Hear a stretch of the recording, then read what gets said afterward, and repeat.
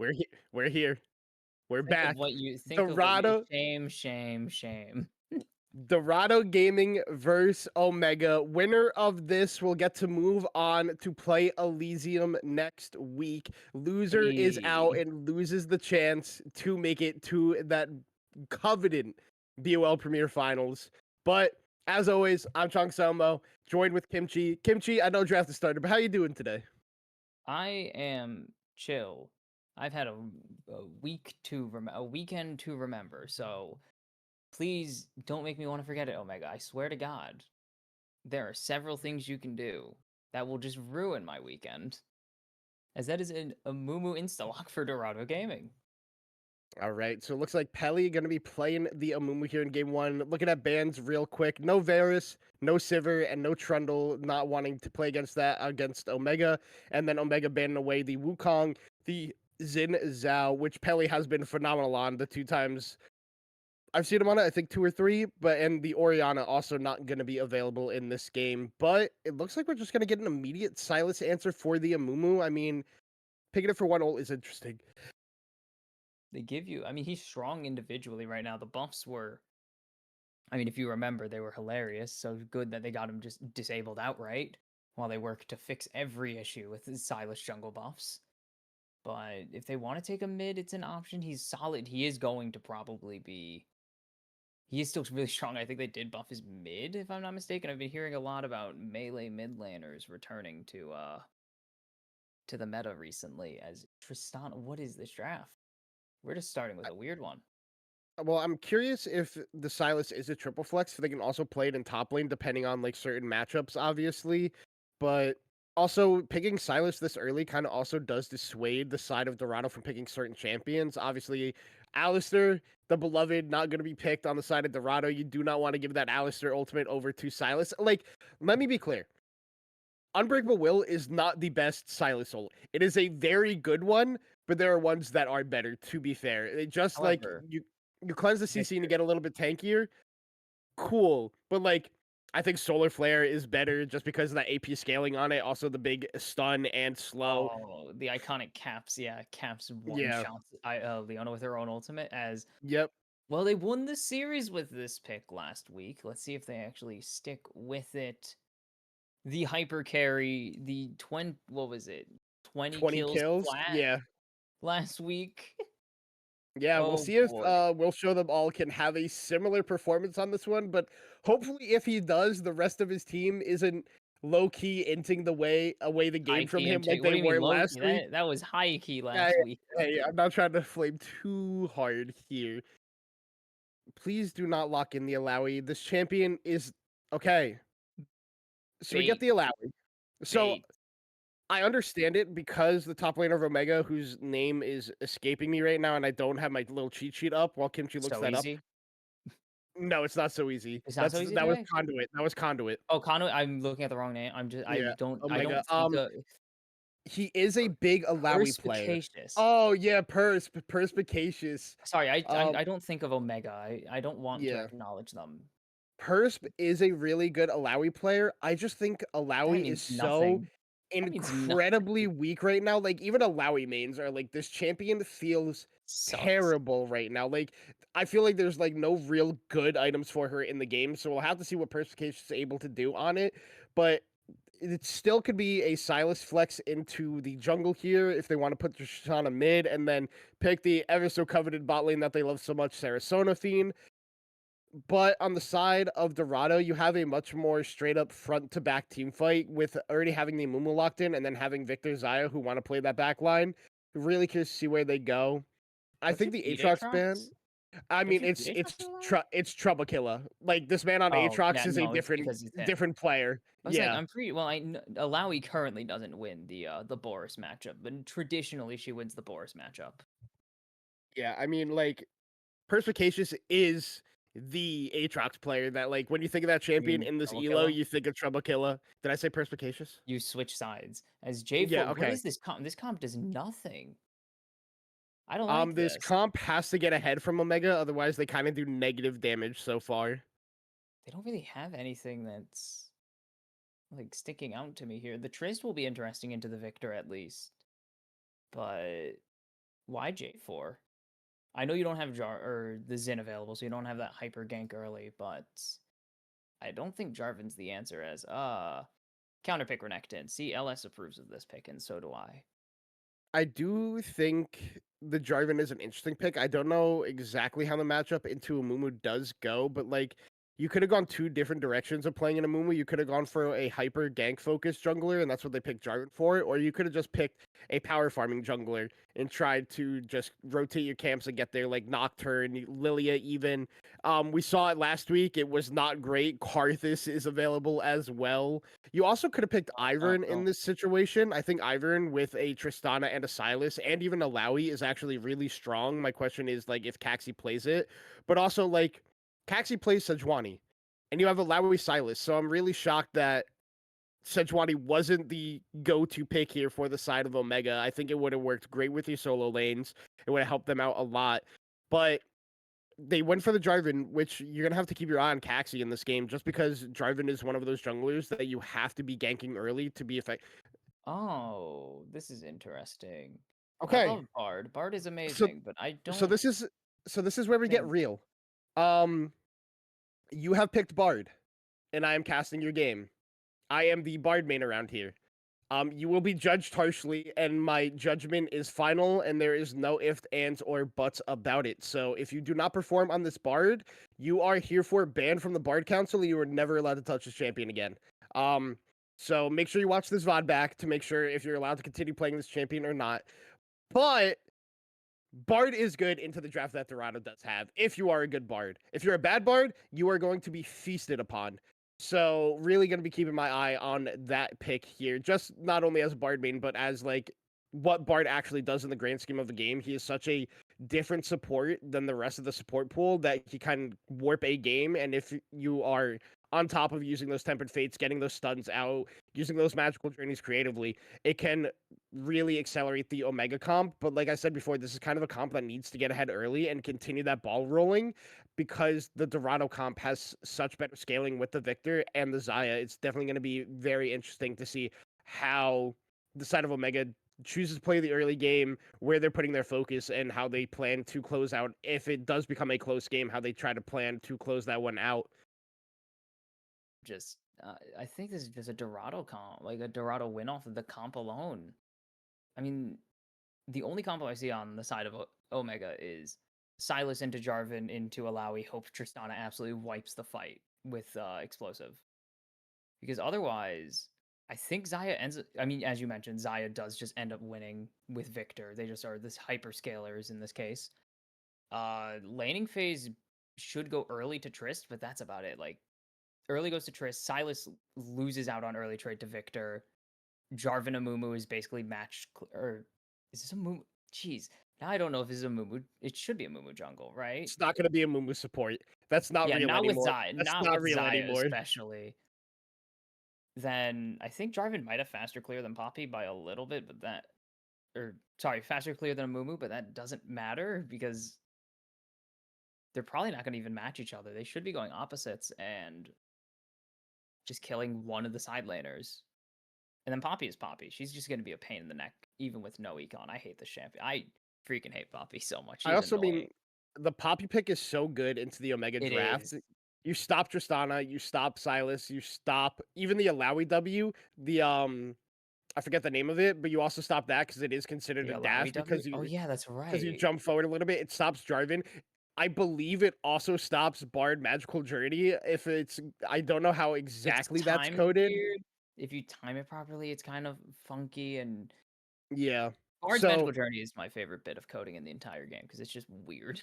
yeah, I mean, this Poppy pick is very pivotal of how you are positioned in these team fights, just because the Omega comp, when a team fight does break out, are going to want to come from multiple different angles with the Alawi, with the Silas, and with the Jarvan.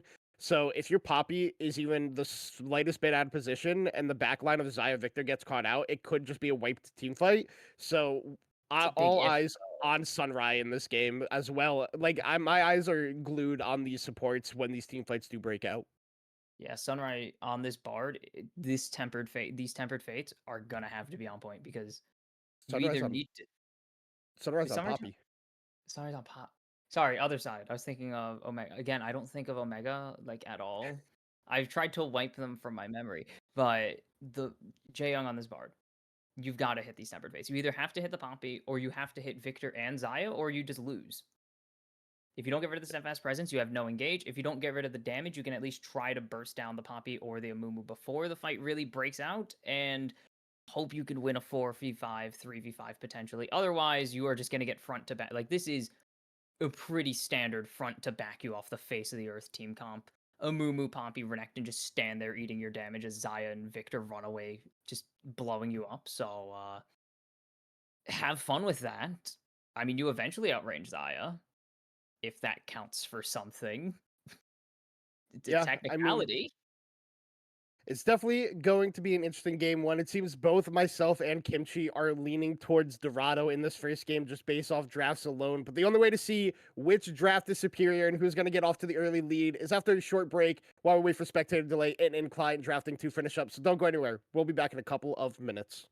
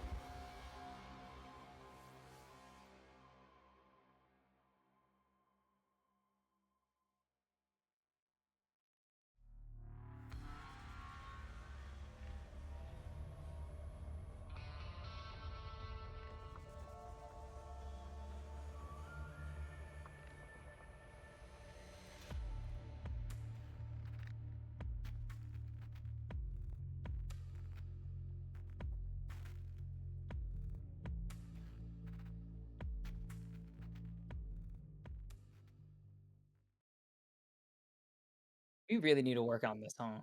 We do. I thought you were gonna do it.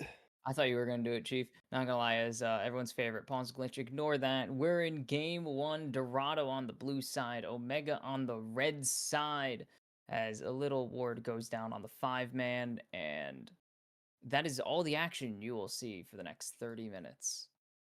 All right. Well, Jay Young has already lost points. He did But not. Oh, oh, never mind. Pelly wanting to run it here, has the tantrums, is throwing them perspicacious with the big bonks. Saren has the abscond abduct, if I'm not mistaken. Yes, there's the abscond. Flash out of the abduct, and Yo-Yo's is there to trade back some damage, but Pelly loses the flash most importantly there.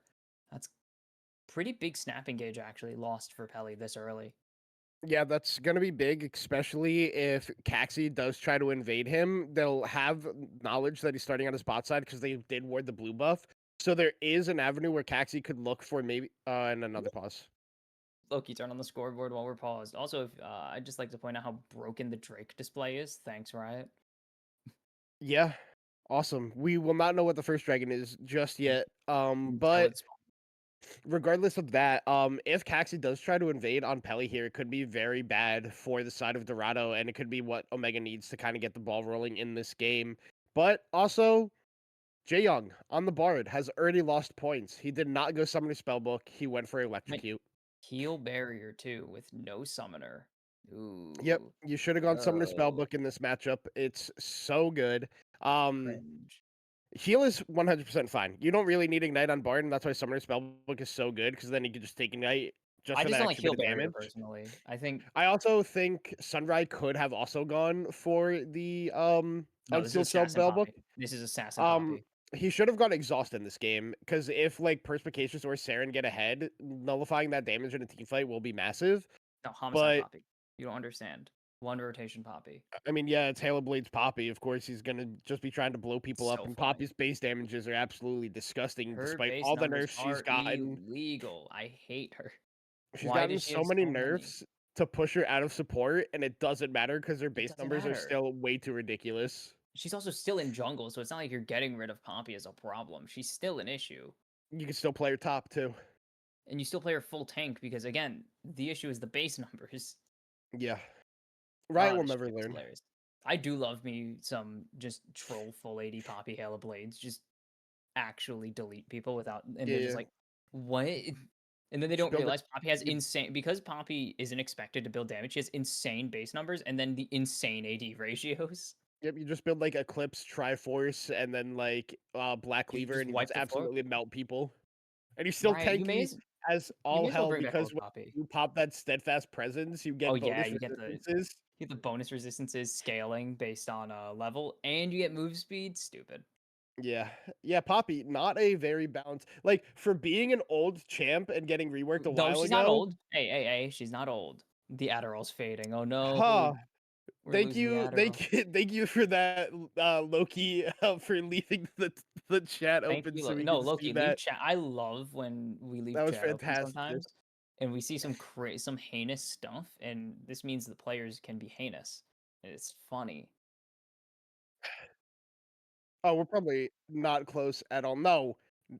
No, Noobly, that is not L production. That is a W production. And also, let's get some heck Nooblies in chat for ditching his team of Omega this season. One of my favorite supports to cast last season. Heck that guy for leaving.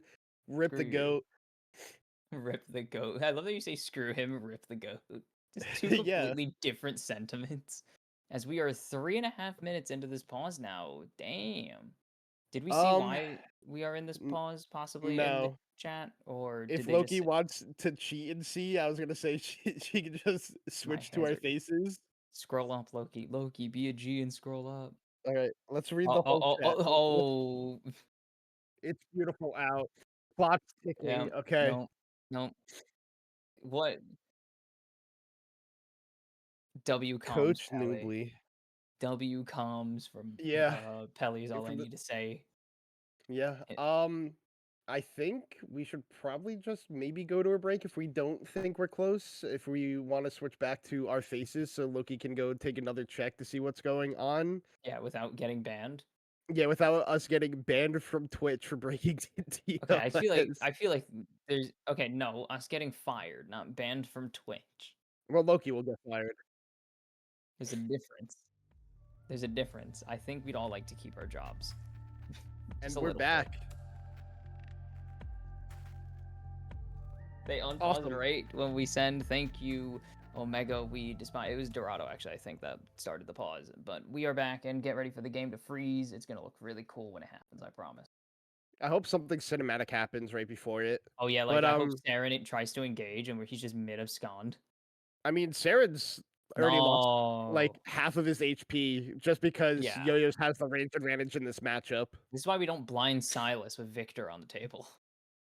I mean, the thing you have to do in this matchup as Silas is you have to effectively trade your HP bar for Yo-Yo's mana bar at this point, but It's not working. Saren is not doing that because Nope. Yo-Yo's is just poking him down with Q with having the summon area as well and just doing so much damage. Oh, gets the trade back and loses it. Oh my goodness, Saren. So what you normally would see is either hyper aggressive play from the Silas or super passive play from the Silas. Because if you can make the Victor back off and reconsider CSing or just let him push you in, you're pretty safe to CS usually. Saren has chosen the option, the secret third option. Keep trading him. Oh, and Pelly's mid lane, but Pelly doesn't have flash, but I Yeah, don't think that I matters. don't think you need it because Saren just accepts his fate, and Saren gets a tantrum thrown on him for first blood.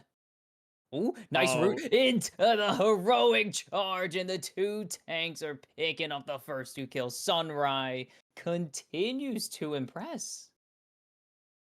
all right. So more negative points for Jay Young. Yep.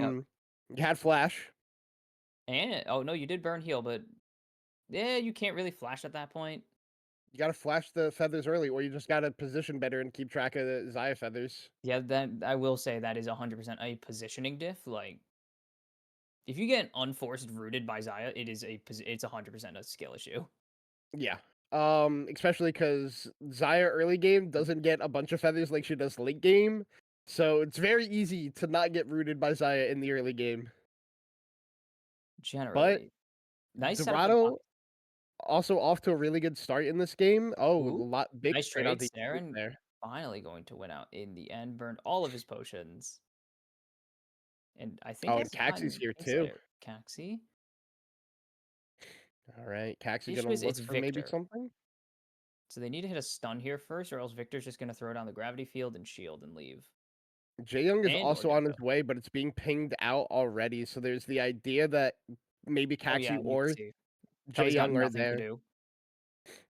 Pelly might die trying to go for his Raptors here. Oh, he throws out No, the bandage toss actually, early. they miss everything. I mean, they get the flash out, but ooh, they get flash, but Yo-Yo says teleport, and he's gonna play safe anyways. Yeah, but Jae Young also flashed. Wait, So what? Okay, Jaeyoung, what are you doing? Noobly, Oh, I'll be oh. face checking Sunrai as well, unknowingly face checking.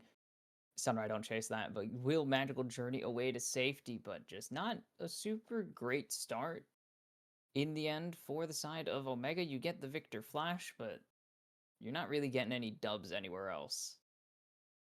Noobly, I will be in your DMs later since you said you helped with this draft and we were gonna have a long Noobly, conversation. you did? Yeah, Noobly, Noobly said it in chat. I saw it. We're gonna have a I long helped conversation with about this this draft. I one. don't think I would admit to that guy. Nice Um, but yeah, stun. Yeah, that's about it. kind of like we said, Dorado is off to a good early start to this game with the better scaling comp. So it's starting like it's still early in the game. We're only 5 minutes and no objectives have gone down, but this is not the start you wanted on the side of Omega. But Perspicacious doing a good job up here in the top lane on this Alawi. Yeah, that is the benefit of being the Alawi mana. Saren has the level 6, but it's just a Chaos Storm, so it's nothing really cool. Drake goes over to the side of Dorado to the surprise of no one. Is Flash ulti in. Trouble Killer Force to ult, but the Soul, is it enough damage? Should be able to run away. the ocean. The soul was a Chemtech, by the way. We couldn't tell for the longest time. Is Jay Young getting shredded up, and he's just dead once again. No flash, no heal, and it's Feats of Warfare over to Dorado gaming his match. Trying to trade back, has so much attack speed with the lethal tempo, but doesn't really have the damage yet. Flashing forwards, response flash will show them all. Doesn't get the root, but will get out to safety, most importantly. Noobly, I'm watching, and I'm not liking it. I see you in Twitch chat. Um, I mean, Madge tried to trade back there. Afterwards, he gets the flash and barrier off of Will Show Them All, but also uses his in return. And I mean, uh, you're down coal stacks already, right? Yeah, because the quote came out earlier for Will Show Them All. Now Will Show Them All has a kill and an assist. Sunrise doing really good on this Poppy. So, I mean, the bot lane of Dorado is showing that they are way more. Jae Young, what are we doing here? All right, he's gonna be okay, but Loading. that was definitely an option. He could have been turned on quite easily because we saw on the minimap that Sunrise and Will Show Them All were on their way, and Pelly was level 6. So if they wanted to turn that, there was the opportunity for it. But now Saren also has Curse of the Sad Mummy for himself here in this mid lane. So potential look at a fight eventually, probably around these grubs when they spawn. But I think the curse will be expired by then. So kind of stealing that ultimate just a little bit too early because it wouldn't be Oh, off of yeah, it's cooldown it's by expired the already, time. and it's a Yeah, long CD. yeah, I was gonna say I don't think Pelly CD. Oh, Caxi looking in the bot lane. Actually has the Cataclysm available here. Maybe looking to get the play. As will get both of them, but gets stunned up actually in his own ultimate. And here comes the Featherstorm coming in. As the damage is just not enough. And now Mash finally will get the kill with the Buster shot and will jump out to safety. Pelly here with a response, but I don't think there's enough. Lands the Q, two-man curse of the Sad Mummy. But now Saren down here has the opportunity to turn and burn on Pelly. As nice block on the Absconda dunked there from Saren. Going to hit no one with the flag and the drag. Pelly Penguin is on a killing spree. Saren needs to start running for their life as Jae Young trying to do anything. Sunrise can't do anything to stop Saren on the re-engage though, and it's a very extended 3 for 3 in the end in the bot lane. The bot lane and jungle combo of Omega able to turn around that play. They got the Feather Storm out early from Will Show Them All. He didn't use it to try to buffer through the Cataclysm, so was kind of stuck in there. And Caxi was able to flash out before falling down, which was pivotal for them to be able to get that turnaround. Madge was just free firing and scaling up that lethal tempo with the range that he had at this point in the game from being level 6 and ended up being an effective play for the side of Omega. But going 3 for 3 and 2 of the kills going on to Pelly, or all 3 going on to Pelly, can be a little bit of an issue because Mumu like does have good AP scaling and is already on his way to that. Leandri's Torment, I assume, is going to be his item because it works better for Amumu than building Blackfire Torch unless you're building full AP. But overall, pretty good play for the side of Omega, especially being able to turn that one into the grub play. Also, Saren played that very well in the bot lane. Sunrise was a little bit late on his W, the steadfast presence there, so Saren was able to get the stun on Depelli. And yes, he didn't get on top of him afterwards because of the steadfast, but the stun was just enough for them to be able to turn that play around and make it a positive one for them. Just, I mean, yeah, that stun was going through no matter what because the dash doesn't happen till after. Stomping the Abscond does nothing It unless would there was have still a stopped flash. his it would have stopped his repositioning to be I think able he was still to there, hit that honestly. stun. I think it was still there. It was just a tough. It was a really good re-engage angle because you killed the one person who can do any damage, and Yo-Yo's was not coming down. Yo-Yo's was Even firmly though he had decided. TP. Yo-Yo's did have TP and the wave right on top of the enemy team. Oh, we're also looking at Just top lane where in the yeah, meantime of everything happening diversification. elsewhere, Slapping. Perspicacious with the 30 CS lead, 4 plates in his back pocket. You Well, did welcome give to Perp. Alawi Gaming. Yeah, you gave Perp a very good matchup in this case, where there's just not a lot Trouble Killer can do. Renekton running into Alawi is not a good strategy to beat Alawi, generally. I think a lot of things running into Alawi is not how you beat it, except for maybe Singed, because that's how Singed fights everybody. Singed runs away from Alawi. It's a different tech. The strategy is Sunrise just waiting for Caxi. Oh, that's a good steal there. But if you just stun Saren and execute him, it doesn't matter. Two on the Tempered Fate. Maybe they could find an angle here. Caxi going to get a nice block. Yo-Yo's actually able to flash out of the flag and drag. The curse means a delayed cataclysm, and it's a fight that you can't take anymore if you're Omega. Incredible find by Sunrise, and great follow-up from the rest of Dorado, as up in the top lane, Perspicacious is just making Trouble Killer suffer as God It was intended. Oh, it he was landed a a whole combo. good tempered fate out of Jay Young, but he hit the Poppy, and crucially, Poppy's steadfast presence came off of cooldown during that time, so the re-engage wasn't there for Caxi Oh afterwards, no, and it what makes is this? Caxi No. just TPing to a dead No. turret. Oh, it doesn't die TP to the yet. turret. It doesn't die, but I don't think you kill, because here's the damage coming out from Perspicacious as, ooh, they've actually managed to lock down Sunrise, and we'll show them all, but there's just not enough damage. Mash has the flash and isn't following with it, and gives the kill over to Jay Young. I mean, it works, I guess, but what is going on here? As the flash follow finally from Maj, and it's a trade. A very weird 2-for-1 trade where Jay Young is the benefactor in the end. Also, Troublekiller got the solo kill in top lane on Perspicacious. Oh, Perp only has a Black Cleaver. Yeah, there's no real damage yet on this Alawi. It's all base numbers, which is good, but yeah, it's going to be a little bit. And Renekton has Dominus. Also, will show. Oop, Oh, hold on, Saren. blank. Ooh, yeah, it's just kind of tough. He has the Abduct still available and Flat. Oh, he doesn't have Flash. That's a lot of damage He coming out from this also move. did use the abscond, and Pelly just tried to predict where he was going with the bandage toss and just shoots it wrong. So Saren able to just barely escape there with his life. I think Yo-Yo's could have popped the Chaos Storm and Doesn't potentially didn't gotten. have it. Didn't have it yet. Oh, it was on CD. Okay. Yeah, he The used it in bot pretty lane good though, fight. will show Oh, them all in Sunrise played a little bit too aggressive there and got caught under the turret. I think Jaeyoung hit a oh, okay. there it is. Saren, okay, just really had no respect for timers there. That was a real double lift moment, you know? Stare at Victor, think you can try and do anything to him, die immediately. First turret is picked up though by Perspication in this top lane, kind of Shocker. fully expected.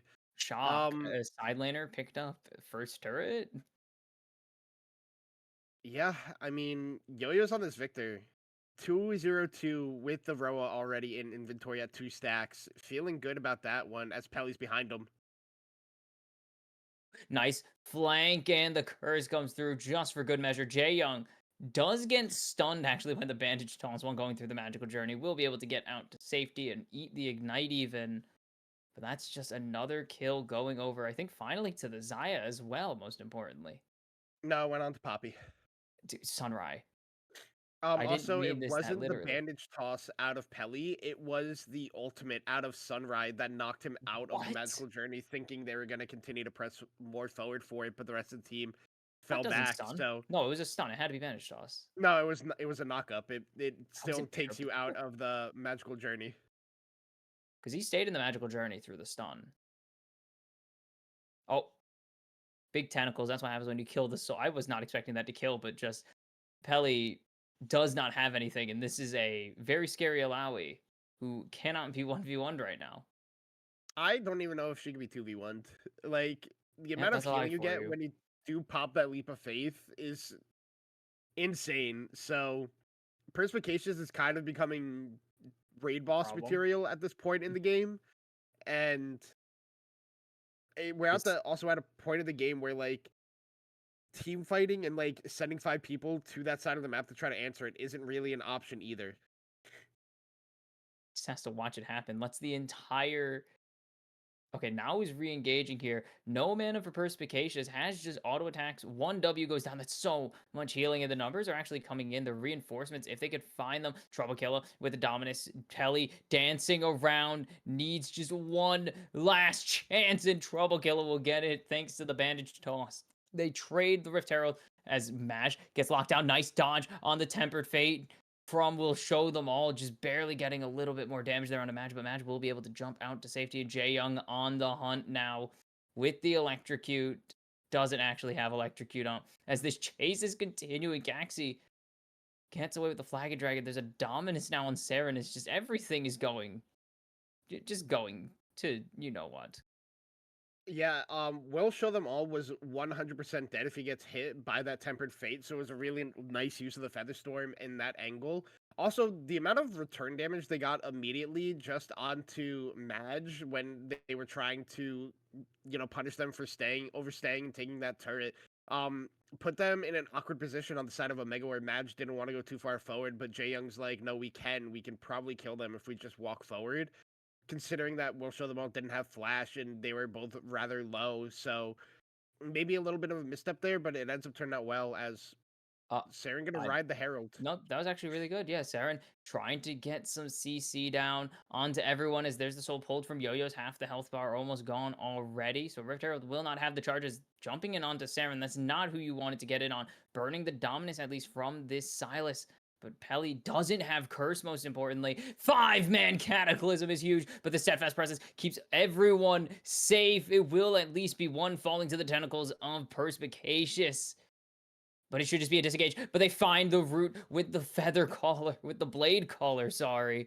But they have no more go forwards here. They have no Chaos Storm. They really only have Dominus, and you don't want a 4v1 at this point.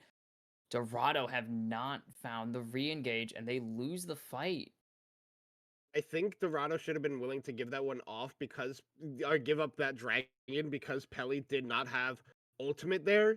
And I mean, Saren with that Rift Herald driving got 3 knockups and was able to like stall out the side of Dorado long enough for the rest of his team to get in a position to make that fight happen. Also, Caxi with that 5-man cataclysm for Perspicacious was absolutely massive, and Madge as well, just free firing the entire time. But like, also, if they had Curse of the Sad Mummy for Pelly and maybe the Feather Storm as well for Will Show Them All, it would have looked differently. But Dorado should have just known that, hey, they have the ultimate CD advantage right now, so this is a fight we really can't take at this moment in the game. We're willing to give away the one dragon without losing too much for it, but they still try to overpress. They still try to look for a team fight that isn't ideal for them, and they lose the dragon still.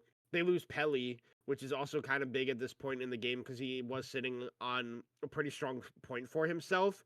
And I think he might have had a shutdown. I don't remember exactly, but it evens out the gold for the side of Omega when they could have just been pushing down turrets. They probably could have gotten the mid lane turret, gotten the top wave pushed out where Purse just can't continue to do this as the numbers are up here on the top side, but Sunrise leaves, so not going to go for the play on Purse. There is no play on first, but I think we've accepted this. I think Dorado have accepted that too. There are very few plays to get this Alawi down that aren't just full commits of everybody. This, this is an interesting side lane of nothing happening. This Caxi going forward is going to get rooted. We'll show them all as a level lower, finally going to tick over to that rank 2 Feather Storm. And there's nothing to really fight over for the moment. Atacon spawning in bot side in 40 seconds. I know how to count. 40 seconds. So it will be just full advantage to Omega. There's no good test as that happened. That's all I got. That Yeah. happened. Yep. I'm also curious to see where Jae Young goes on this Bard build because I think we Ooh. both have memed about it before, or it was me and Jabetta when you weren't here. We memed about Bard builds where Bard is this one champion where you Oh, no, it can was build us. 3 items, and it's Anything you like, want. yeah, I guess that works. He can just do anything, and it makes sense. Pelly. Doesn't get a nice stun there actually from Jae Young to stall for time. I don't think they're stalling. What are they stalling for? They're not pushing out this bot wave. Persp isn't really getting this top wave out anymore, as there's the Cataclysm onto will show them all. But that's not a great trade as he's going to get Chaos Storm cursed as well. And that's going to be just the jungler already gone. They can't really turn this Saren. into anything. Saren has no flash quite yet. Only a stun onto Yo-Yo's. The eject not going to be there, but it is enough to dissuade him from going forwards as Persp continues to just 1v1 trouble kill up here. Shout out the bully gifting people subs to his own Twitch channel. He needs the Um, money. just remember, I'll say it now. For the next 5 hours, 35% off 5 gifted subs. Bully needs the money. He's got to give me my Taco Bell somehow. So help the man out. Sub to a channel that you guys love supporting and playing, and it would be very helpful to the league as a whole. But regardless, going back to this game, Saren TP'd in and tried to look for the angle to maybe get Will Show Them All and maybe a little bit more. If Jaeyoung had ult there, had the Tempered Fate and didn't use it on his own teammate when he looked to engage, they probably could have gotten more in that chase down, but because it was on cooldown, Saren didn't have flash. They're just not able to find the angle to be able to go in onto it.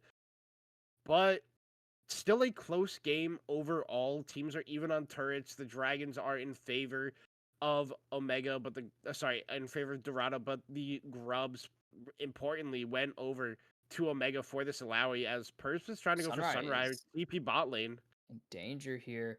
They need to try and throw some damage down as there's the Chaos Storm onto Saren and Perspicacious, but that's just locked down onto Pelly. Will get the two-man curse, but has to flash away to safety. The Tempered Fate will find Sunrai. Pelly wins the 2v1, but will show them all will give their life in exchange as Perspicacious with the Leap of Faith, but is stunned up and eventually allows that was Trouble Killer to run away, and now maybe overstepping. Yo-Yo's has so much damage, and there's the stun coming through from Sunrai and going to get the kill onto the unkillable raid boss, it seems. And still, it will just be Omega benefiting in the mid lane. Say this was Odd. Assassin Poppy, and Sunrise found the angle to be able to blow up Perspicacious in that small window. Also, importantly, in that fight, Madge leaped over the Dragon Pit wall onto Will Show Them All and was able to 1v1 him with the use of the barrier and the flash to reposition to not take damage from that Feather Storm that came out from Will Show Them All, which was important because I do think if Will Show Them All ended up showing up to that fight, it would have looked a whole lot different for the side of Dorado, as now Madge is late on this reset for staying for so long to try to get some damage on this 2-2. Dragon is going to be started up by Dorado. Have to look to see what Caxi do and Jaeyoung with no ultimates available to them right now, but there's Ooh, also they no have curse inside eject. Mummy.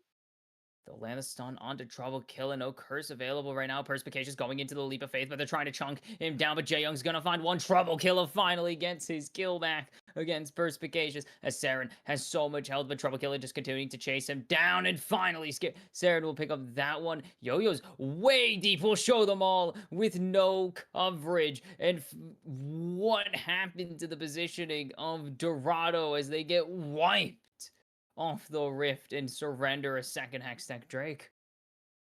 Yeah, definitely a little bit too advantageous there by the side of Dorado. They thought they had the pick onto Perspicacious, but the rest of Omega was close enough to be able to deny that. Also, Perspicacious got a huge leap of faith off before he got stunned, and then got a huge tentacle slam down to get so much HP back to make himself stay alive longer and kind of force the rest of Dorado into that small corridor. And crucially, like I said before the dragon started, Pelly didn't have Curse of the Sad Mummy, so was not able to come out when all of Omega was stacked up and they weren't able to get free damage. We'll Show Them All goes down so quickly because he gets caught in the ultimate from Caxi, and Madge is there on the follow-up despite the late reset. And now Otacon goes over to Omega. One small misstep from the side of Dorado around that dragon swung the close gold. It was dead even into a 2.5k or just a 2k advantage here for the side of Omega. So they're gonna look onto Perspicacious again. Three members coming down here. They should have the damage to do this. Not if the Banish Toss doesn't connect, but forcing out the curse. Early Leap of Faith onto Yo-Yos, but it's not going to be enough. And Pelly gets the flash. I mean, the whole collective, I guess, getting the flash out of Perspicacious in exchange for Curse and not Chaos Storm. Okay, it was just Curse, which is fine. Acceptable. That is a fine play to make. Maybe if you hit the Banch Toss, you don't need to use the Curse of the Sad Mummy, considering that Baron is spawning right now, so you Ash will not burns have that barrier in ultimate. mid. Random barrier burn in mid. Okay. I guess Yeah, I don't like that Barry uses by Madge because you didn't even get it from Will Show Them All, and he can still reset here before Baron if he wants to. He also has red buff, and I assume he has bloodline as well in his runes. They got the ultimate. oh, they got ulti. Yeah, but I don't know why you barriered there in the first place. You got rooted with nobody around. Trouble Killer was fighting Caxi in jungle, and Pelly was way behind the play. You didn't even know he was reset or coming up mid lane. Why do you barrier there? There's no force. Just a Yeah, weird sum. As Alright, They Pelly goes clutch it. in. That's a lot of damage coming out from this Amumu. Abyssal Mask plus the Leandries kind of goes hard. Also, plus a Mumu passive, reducing their MR just inherently when you get hit by those tiers. I think it's any Yeah. spell. Tears just applies it constantly. It's really weird. Yeah. It might It's be any also spell. called You might be Despair, right. which is hilarious. Oh Or no, is that his now W? Trouble Killer's gonna get the Oh. perspicacious Wait, they just give treatment. over Baron. Wait, they just give Baron for this. This is not a good call. This is a really bad call, actually. You also burned your ultimate for that. You burned 2 ultis for this? Right, Saren TPing to the Baron. He's TPing Baron into the pit! TPing way into the pit as Sunrise actually keeping Caxi out of the pit as Yo-Yo's gets the kill. Sarah, I don't think Sunrise has the way to block it. They No! steal the Baron. Are you kidding me, Caxi? What a cataclysm. And we'll show them all. We'll wipe him off the rift in the end, but it does not matter. This Alawi, somehow they get away with this play? What? You stop DPSing Baron. He has the flag in the pit. If his flag disappears, he can't come over the wall, but you keep DPSing the Baron and he steals it away. I don't know. And Perspicacious, because they killed Trouble Killer in the bot lane, he gets a free Baron with 3 Void Grubs. He's going to take 2 towers here. And Madge is in the backside as well with multiple Barons. There is an angle where they can try to push to the end, but they're going to play it smart. They're going to try to back off here, and they're going to be just fine. What a Gift wrapped Baron. disaster. Gift wrapped Baron. Oh my god. No, that was worse It's than a Roshan. That's worse than a Roshan deny from your own what a team. talk about a dig Baron if I've ever seen one in BOL Premier. Also, Dignitas. Welcome to the Blue Otter League, Dignitas.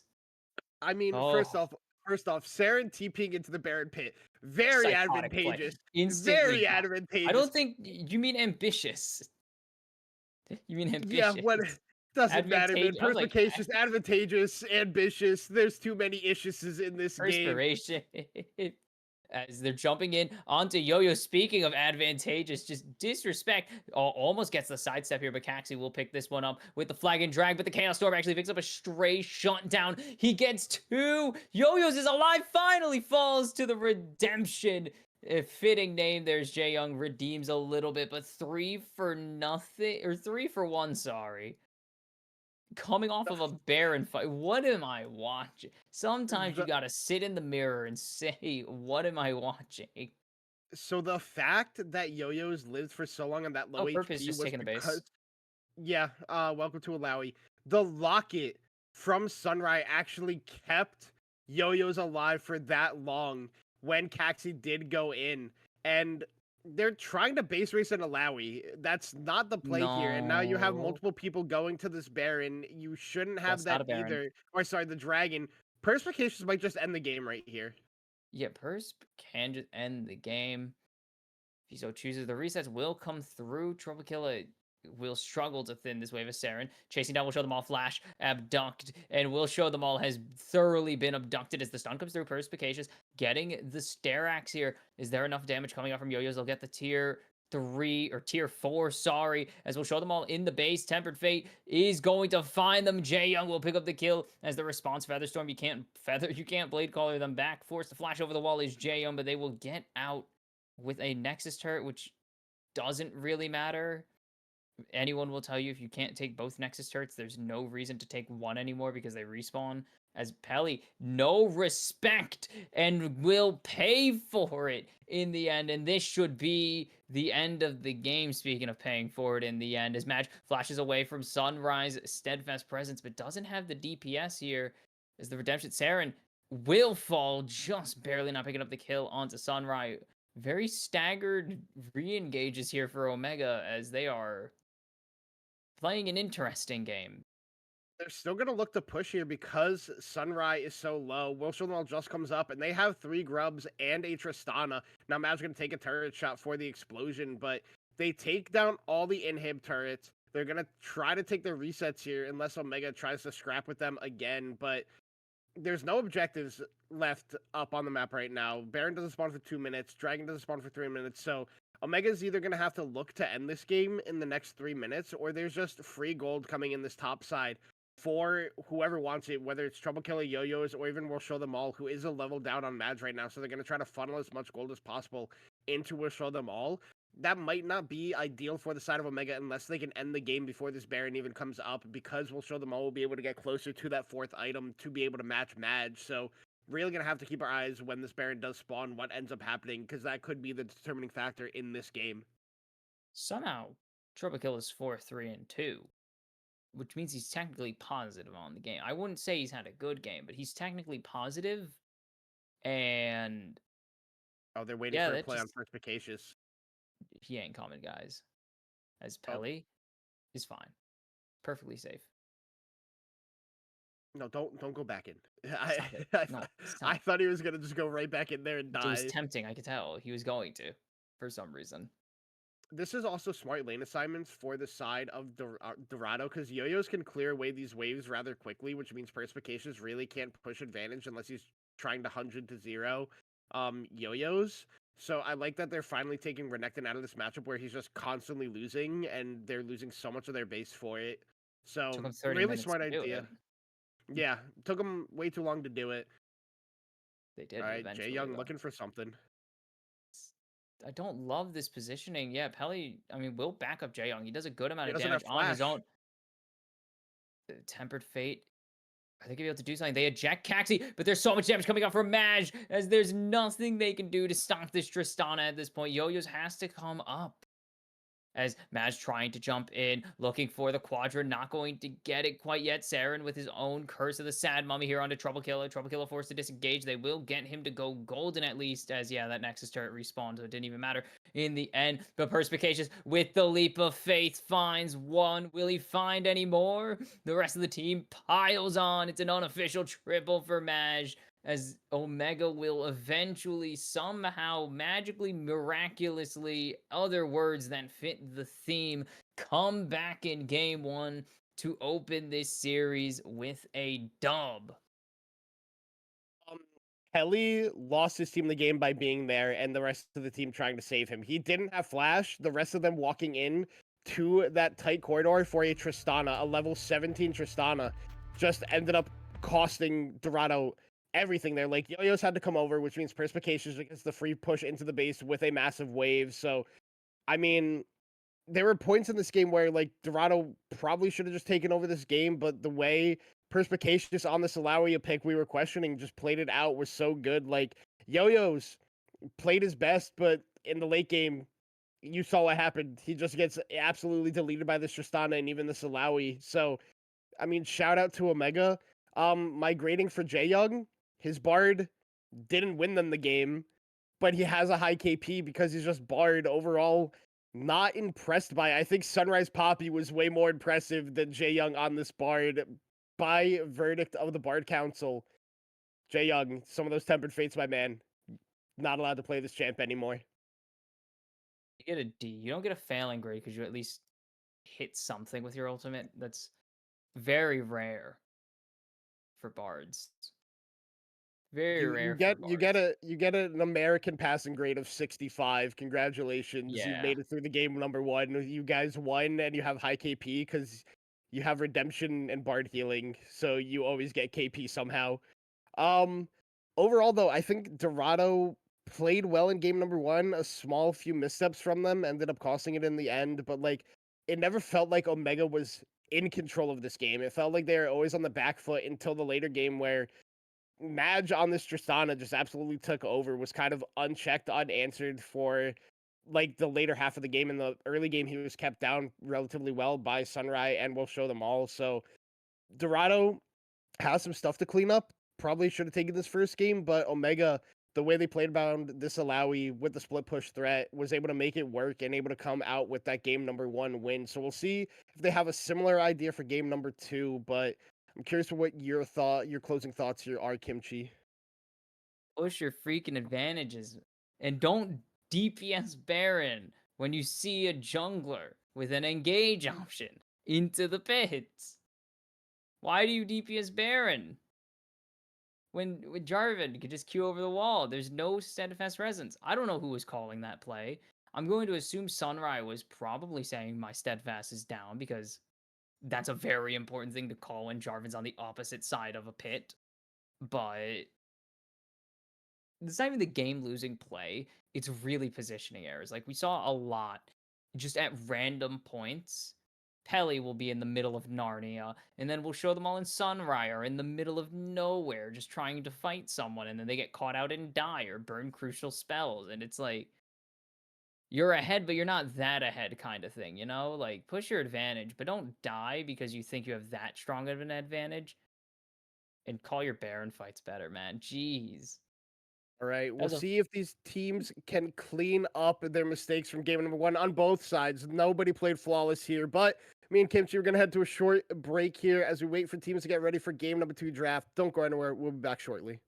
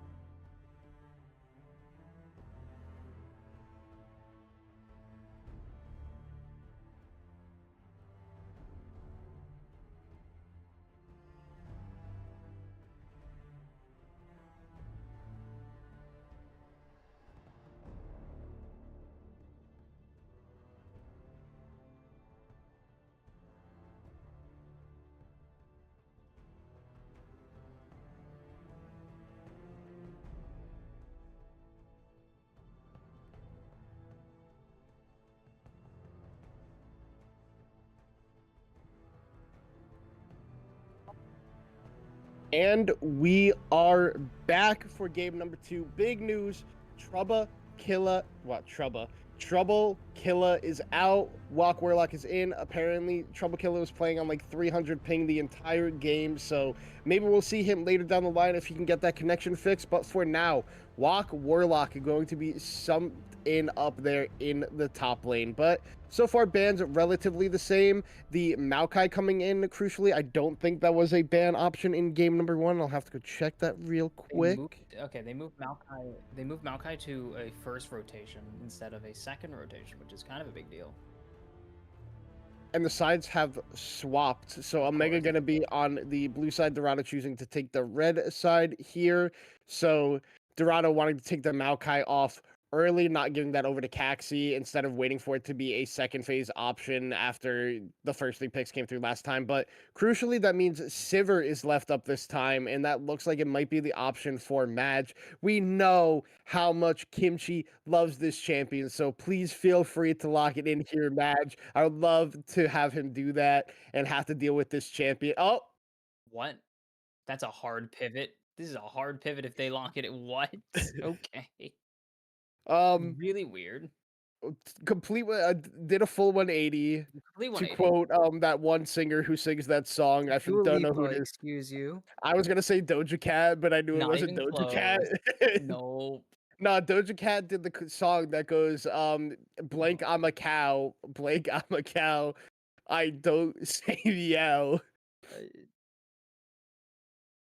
Anyway, Smolder is now being covered and no. locked in here. Okay, This I is a don't like that great actually. this is a great No. angle for Sivir. That means you just get a free lane to farm Yeah. up to 500 CS. We can watch 180 C and the other try to get as much CS as possible, and it'll be Why did you great to lock watch. Smolder in this situation? And the Syndra's Syndra. been buffed. Syndra good. I don't even know what the Syndra, Syndra buffs are, but they've been buffed. she good. That's all I know. And that's That's all enough I've to heard. be willing to be blind picked in this game here for Yo-Yos, who did have a good Victor game. The scoreboard may not show it fully because he did have those 4 deaths, but 2 of them came at the end of the game. He also had the most damage to that game. When you don't Talk go about a Sivir? full 180 from Sivir to go to Kog'Maw. Cog Lulu is strong. Like, people sleep on Kog'Maw just because he's not like a typical like crit marksman AD carry. He's all about like the on hit effects with that arcane barrage buffed up with all the attack speed stuff. So I like the pick. The question is, how is Madge's positioning going to be this game? He did position well on the Tristana. Might have been a little bit over aggressive at times because you have that get out of jail free card with the rocket jump reset, but doesn't have that in this game. So his positioning is going to be crucial. I'm curious what enchanter they want to go. I Yeah, was my like, favorite enchanter. yeah, the enchanter Ornn. Um, I don't even think he can do anything that procs Airy at all. No, he can't. Besides, He can't even like proc not for Airy. his teammates. Like No, he only can proc offense. it for himself, but not for his teammates. That means Dorado can ban away the Lulu and the Milio here in phase 2, and then you have like, what, you're gonna play Cog Yumi? Ooh, Like that doesn't sound real. they'll do it. Cog You know they'll Cogmon do it. Nami, like they're gonna pick Seraphine, and I'm gonna hate my life. It's gonna be sad, and we're all gonna hate everything. As it is the Mordekaiser in response to the Ornn matchup. You can delete the ulti if you're really good. If you have this thing called timing and eyeballs, you can just delete the ultimate. It's very funny. As Sivir, what? I swear to God, I If this is Cog swear mid, if this is on Cog mid, all that is holy, if this I is would be so mad. Kog'Maw mid I and would they be go Sona Seraphine, I I'm am leaving. leaving. I'm like leaving like and me and I'm taking Kimchi, who will not be here, I will walk out of my room right now I and will go take my spend break time with early. my family for a game, and then I'll come back for game 3. Yeah, I'll take a quick break and then peace out. Come back. Cause I no, there's no universe, right? Getting rid of the Nautilus, cause no. It could be Dorado Cog thinks that this might I don't be even a want it to be Kog'Maw Cog mid. I don't even want it to be Cog mid. That's the other thing. I Look, don't like hold on. Cogma mid. I want it to be Kog'Maw mid only if Saren goes full AP and doesn't go like on hit Oh, AD yeah. Kog'Maw. If it's full AP Kog'Maw, I'm in for it.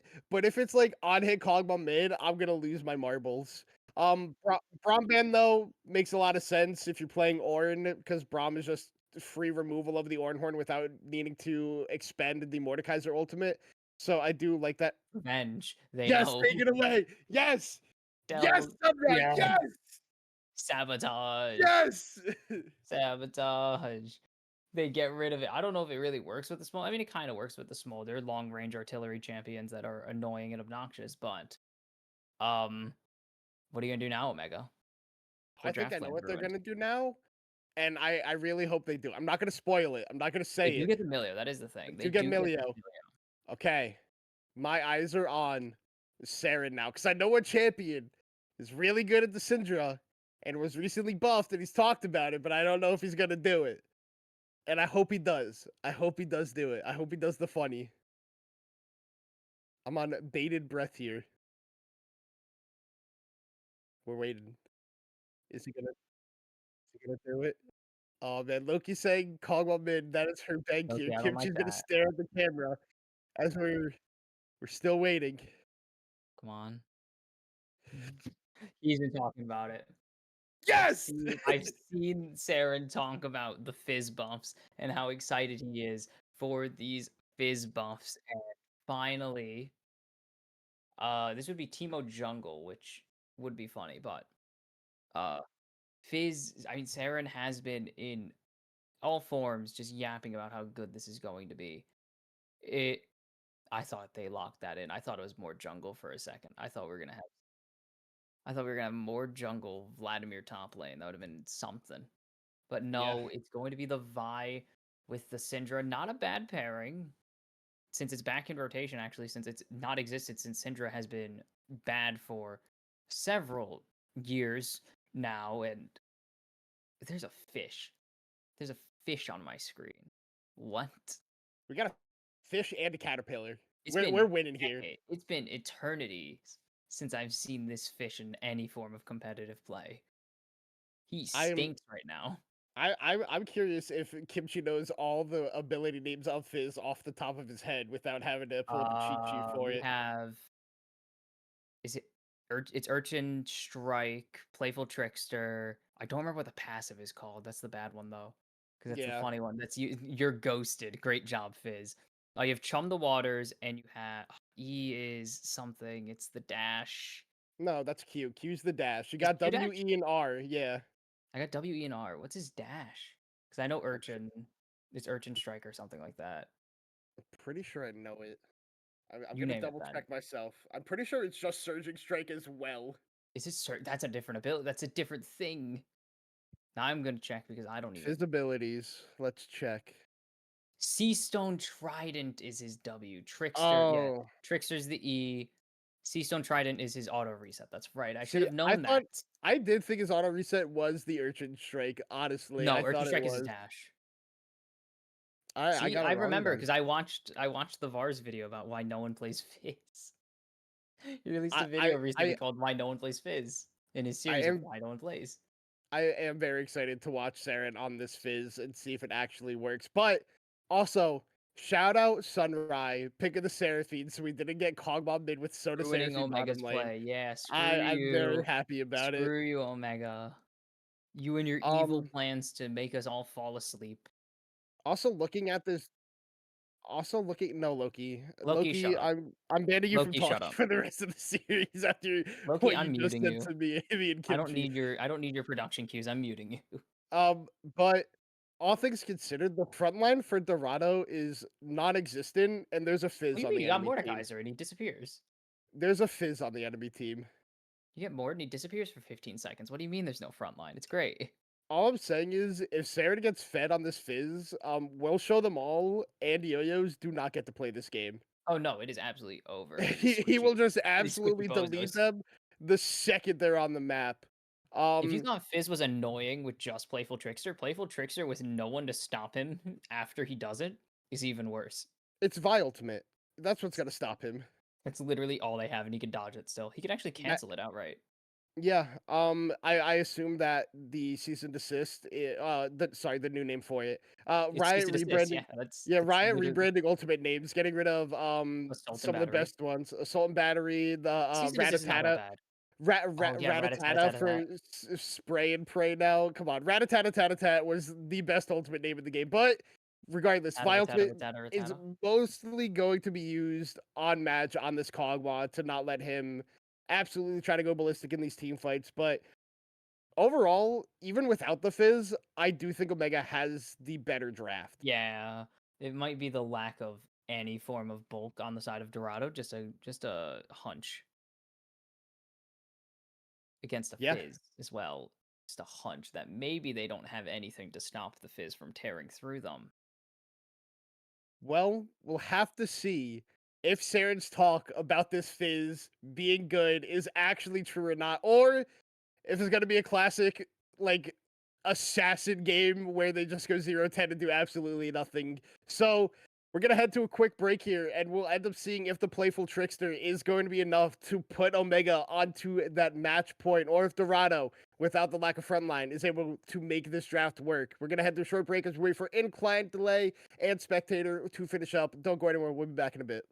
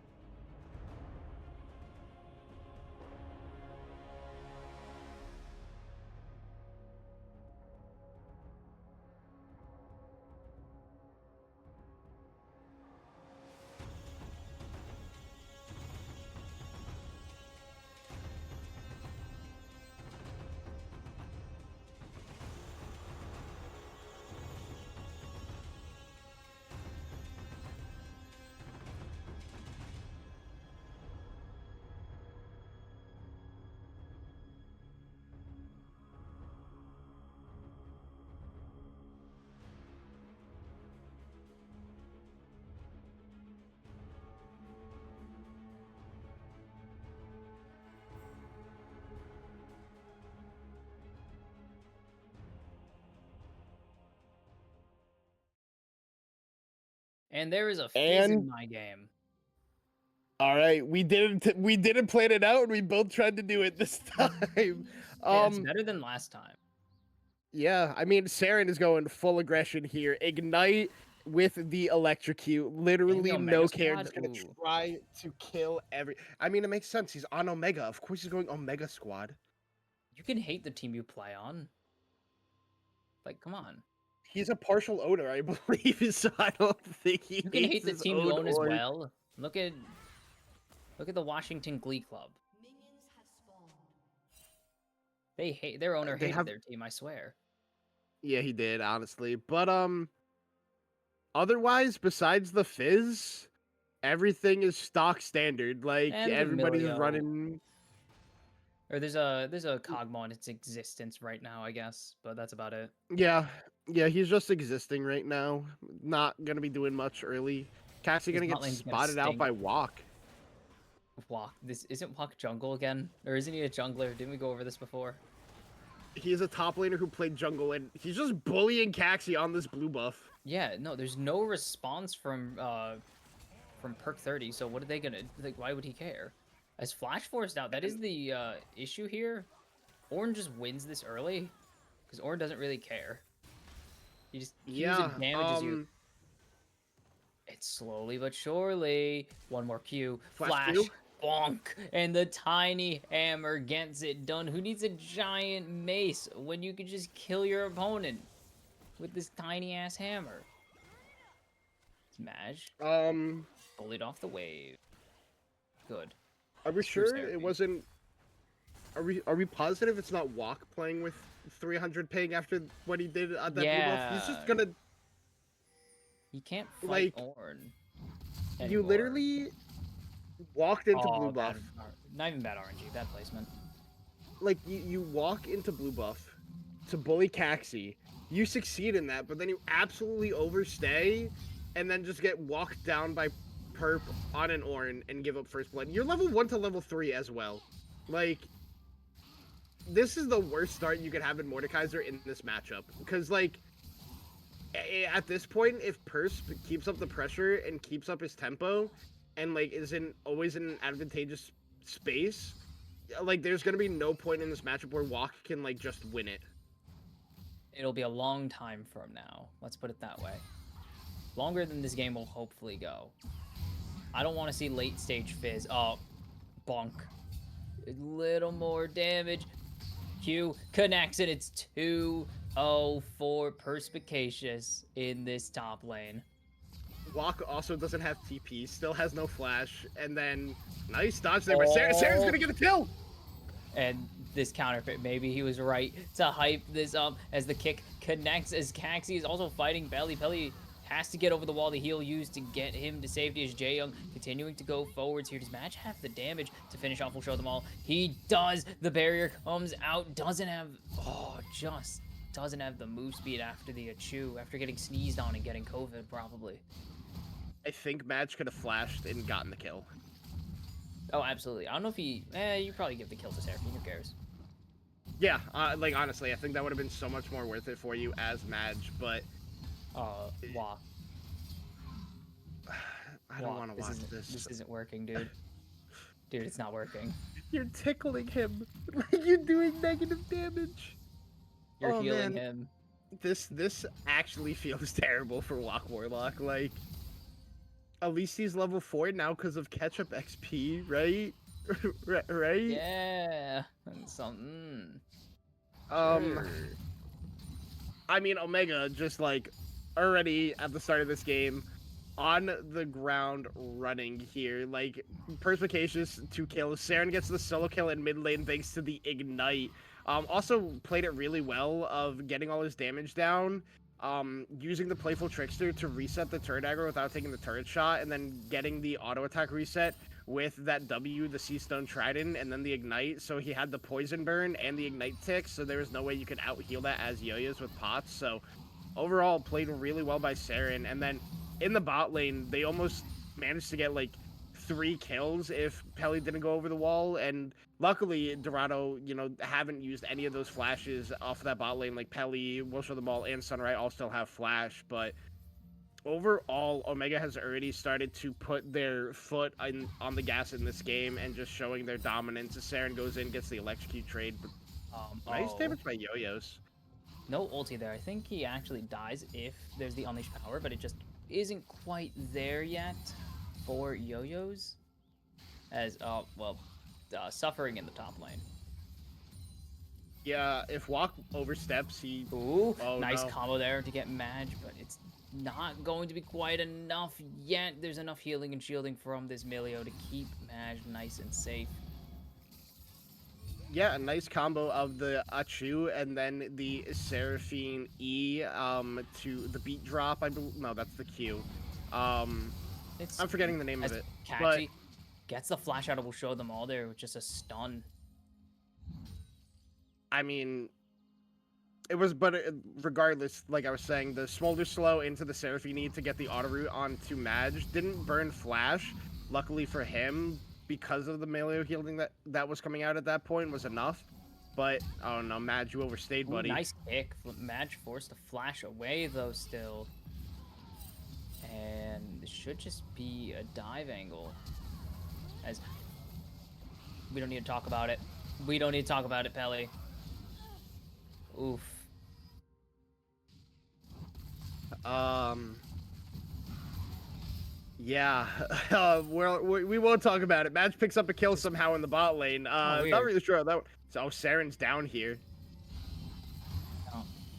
Saren chasing right now? Oh, he missed the Chum Chum the the Waters Waters. doesn't connect with him, but we'll show them all still dead here. He has nothing. Has the flap, flap, flap. Just gets out. Maybe Saren should be crazy enough to chase this. Playful tricks, no, just not enough there to get it out. Hmm? I don't know if Saren. I think if he hits the Chum the Waters, it's a kill there, or like if he saved it and then used it like late there, because Sunra had um no mana to get a heal off for World for them all. They could have gotten the kill, but Barry was back up. So like I think Saren was smart by not going in for that play, as Walk is still suffering up here. There's an angle where Perp can solo kill him under turret, but the risk is using your Ornhorn to get pulled into the Death Realm to not have that to get the R2 knockup. So I think Perp is smart by not trying to dive this. And he's actually going to get pulled in anyways. This might be the revenge kill. Nice flash through the ultimate by Walk Warlock as Perp, oh, just flashed early. Tried to flash out of the ultimate, as you saw there.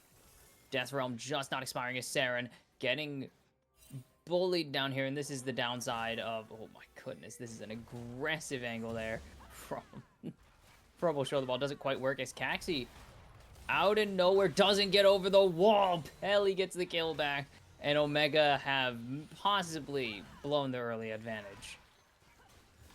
They still have the gold lead They have gold barely lead, for now. But but like you said, yeah, they're kind of blowing their early advantage that they have. Perp got pulled under turret by Walk, so he takes an extra turret shot and then pulled into the Death Realm. And at that point, all the stuff was on CD, so he's not able to get anything off of it. As Sunrise just going to try to slow the bot lane, but Saren's back. He ooh, has ultimate. Saren back hits the Chums of Waters, and Sunrise just dead here. There is no escape. The teleport will not be enough. Maybe we'll show them all out of here if they can connect with the Scout of the Week. Only connects onto Jae Young though. Madge gets chunked. Maybe Yo-Yos has the damage here.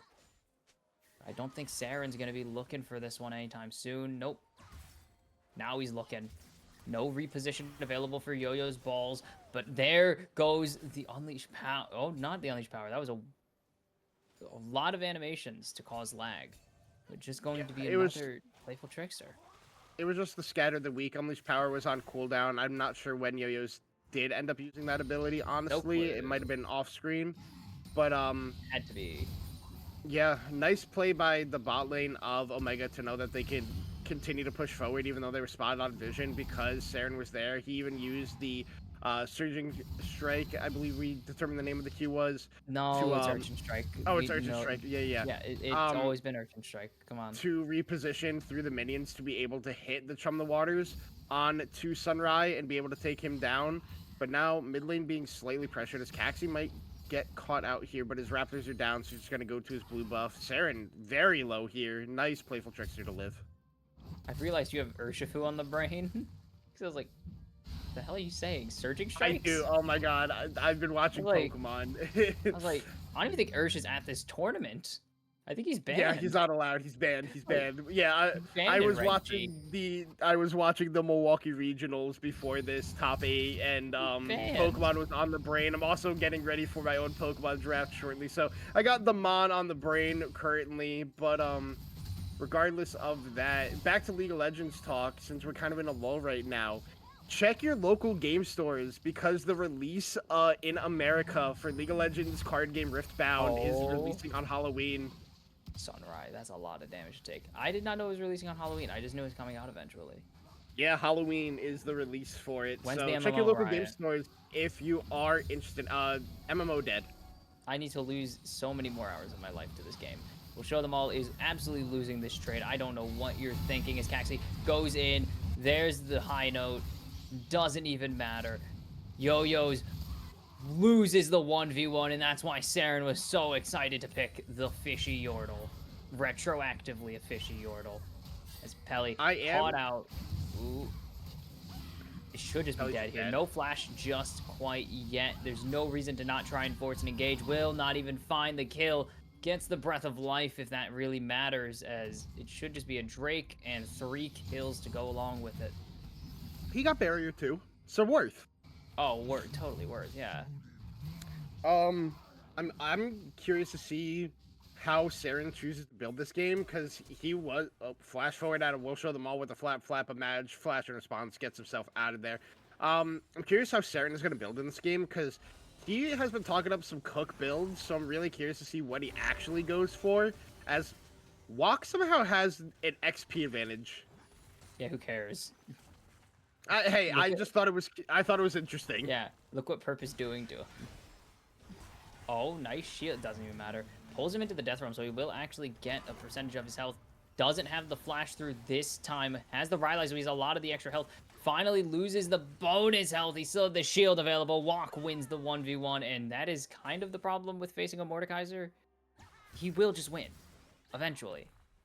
There's Eventually, literally nothing you could do.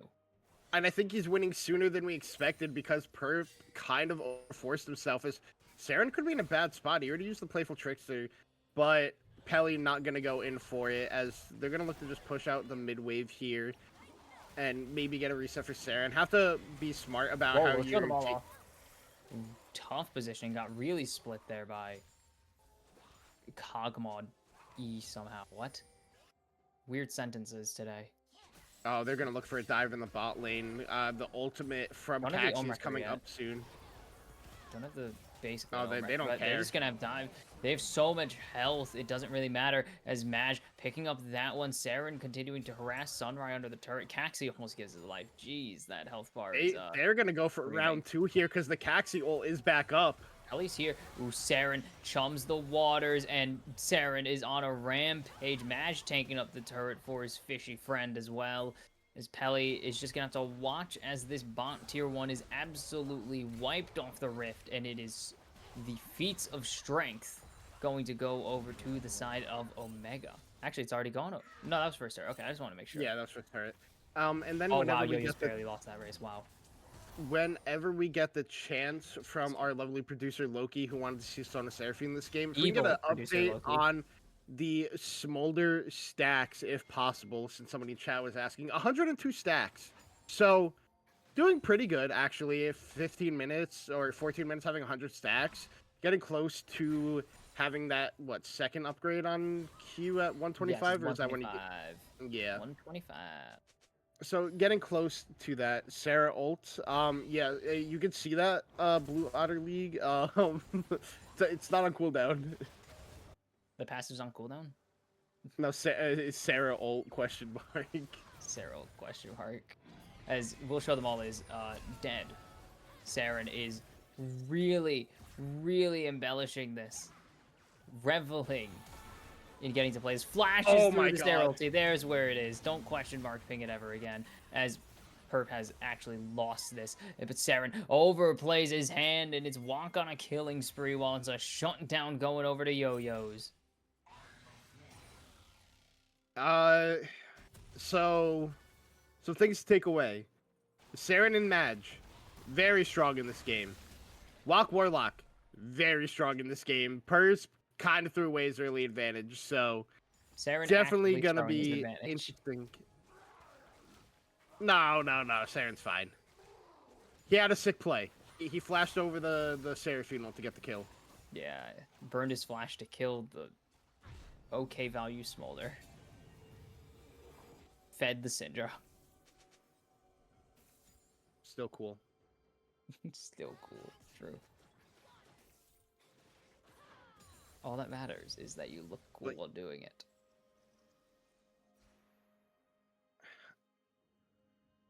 am I the one lagging? I'm trying to figure that out as all my stuff Oh, started buffering. it's Loki. This is what Loki gets. Look at this. Saren's Yeah, down a this is the level. put. This is. Gets the Oh. flash out of Saren. Wow. Gets the flash out of Yo-Yo's there with the Chum the Waters. Perfect flash, too. That thing is a big hitbox. As, oh, you're not ready for this? Oh, yep, just accept. No, Pelly just accepts his fate. He knows. He knows. I don't think Pelly wants to fight Saren at this point in the game. Sitting on that Blackfire torch, 5-1 and 2. As Sunrise is dead right there, thanks to the extra auto attack coming in. The Herald will secure second turret eventually. No, they actually back him up. Good Yo-Yo's threat to say, go away, leave me alone. Yeah, but now Saren's just pushing in the side lane. Walk is coming over here for a potential play with the dragon spawning. Gonna want to look to push their advantage when possible. But, I mean, you're also losing a lot because now Persp is gonna pressure the top lane turret, has TP to come down to this fight. Saren is pushing in bot lane, so has a potential flank angle right now. I think this reset is bad by Saren. I think you have a great flank opportunity right now because we know there's no vision. Walk pulls in Caxi into the death realm, and there's just no chance Caxi can 1v1 him. Cease, desist. Is it going to be enough? No. Mash is just surviving all of this. Finally, we get out of the death realm, but it will immediately drop dead. Persp finds one. Saren in the middle of them all is doing enough to keep backing them up with Perspicacious. As Walk gets hit by the Chum the Waters, Ord continuing to go forwards. Now Mash trying to unload the clip. Sunrise knocked on, forced to use the heal, drops to the artillery. And now Mash chunking this turret. Persp can just tank forever, and Omega pull out a crazy fight win. Yeah, that is the power of Cogmilio. You just start deleting people at 2 items. And I'm not up to date on Kog'Maw builds, but I didn't think he would go Kraken Slayer second item. I normally see like Rageblade, Runaan's into like Wit's End as like the build path, but the Kraken Slayer giving that extra auto and like having that ramping attack speed as well with the lethal tempo just is so good, especially with Emilio being in the back pocket, giving that passive as well. Matt just shreds through everybody in this game. His Curse is dead. Oh, no, he's not. With the wishful play, but it's all a bait as we'll show the ball way too deep. Saren picks up kill number 6. Chum the Waters connects onto the Mordekaiser. Walk is down as Madge is 8-0, and this Kog'Maw pick was elite. Yeah, I don't know what Will Show Them All was doing there. I that was so egregious. Flying in with the E to try to pick up Perspicacious. You saw how quickly he was deleted by Madge alone, Saren being the one to steal away that kill, but like Madge literally 100-0'd him by himself before he even like got close to dealing any meaningful damage to Perspicacious there. So I just think this one is already over at this point in the game. The way that Omega is playing, the form that they are in this game number 2 compared to game number 1, and with the draft that Dorado has, with how many questions I had about it going in, like who's actually taking damage from this comp, who's trying to soak up the damage that comes out from Saren or Madge, with the answer being nobody. And, like, you see how much of an impact Madge and Saren both have in this game, just absolutely running it at this point. Saren just going to take this turret, is in the death room. We'll see how that one goes as Madge gets cease and desisted, will get encored as well, like it's a Pokemon game, and get shut down. It's 2 shutdowns, actually. 1 for Walk, 1 for We'll Show Them All in the top and mid lane. Yeah, talk about a caster curse. Yeah, you did this. This is literally your I mean, fault. regardless, Will Show Them All still almost died. True. However, he didn't. He didn't. That's what and they matters. killed Madge and Saren and got 2 shutdowns. I don't know who got the shutdown onto Madge. If it was, We'll show them oh, it all. was We'll Show Them All. Yeah, yeah. He was 1-3-1. Now he's 2-3-1. Yep. It's a good amount of We're, gold. I mean, yeah, It's enough, it's but still a big uphill battle here. Perspicacia is just getting the CC, and he's fine. Orn. Yeah. Orn. What else is there to say? Yeah, I'm just like trying to think about how Dorado gets back in this game, and it's like a flip on the Otacon, but you cannot be the ones to start it because you take too much damage from it. Like, it has to be the side of Omega to start it, and you get a flip on it. Also, Caxie's build. Not going for the Navori Flicker Blades, just going Cosmic into Deadman's, which is smart for the comp he has, because he doesn't need to be the one like threatening the back line, dealing all this damage, because you have the Kog'Maw and you have Saren on this Fizz.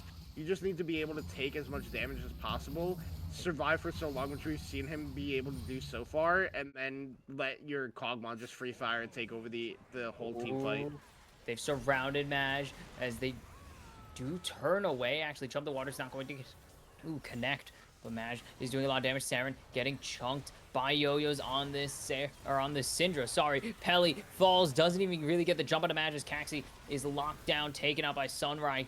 And now Walk Warlock trying to say 1v1 me, and he wins it. The Ornhorn only connects onto 1. The Encore, on the other hand, connects onto 2. Saren has to dash away as Perspicarius has to fight for his life.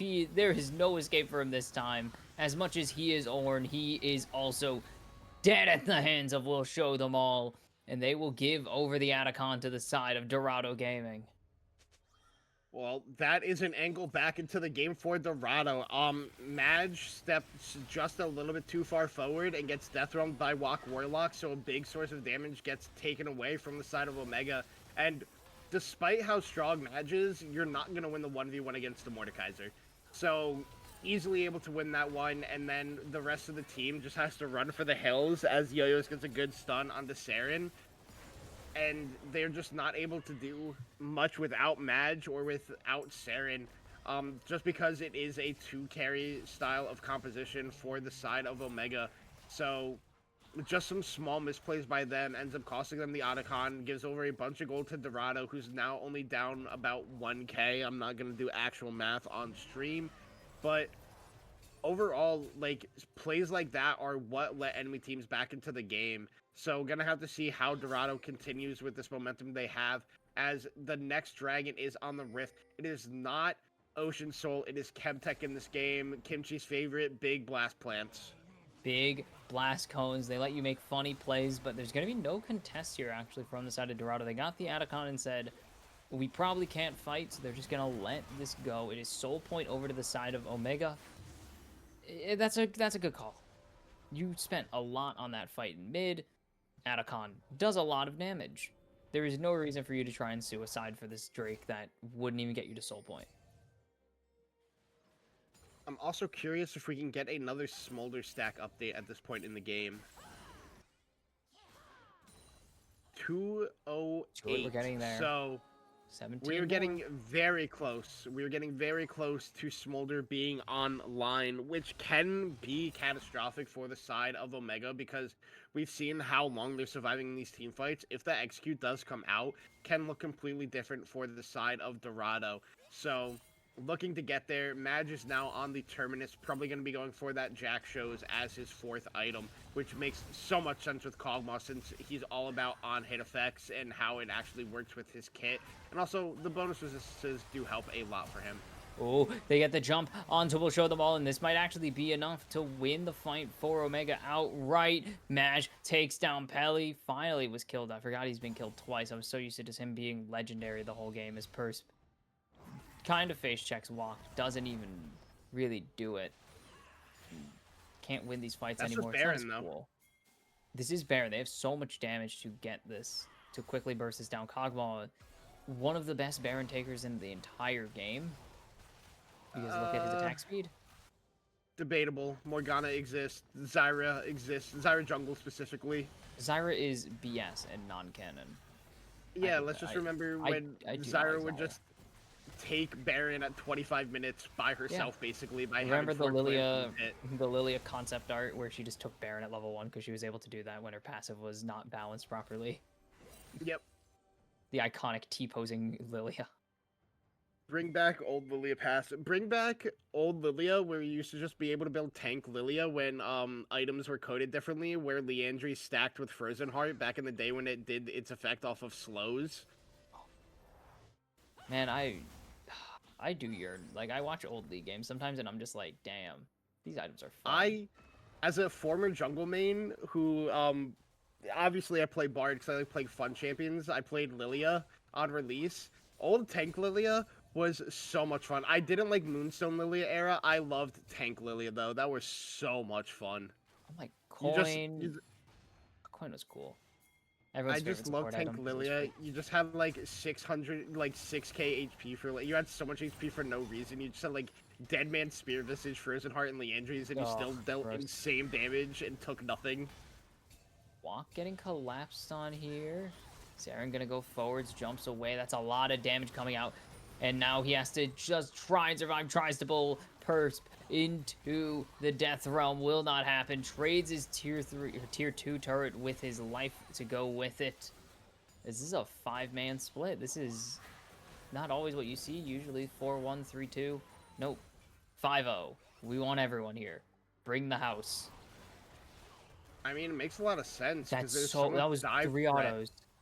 That was 3 autos from. We'll show them all, by the way. Like, That's the a lot dive threat.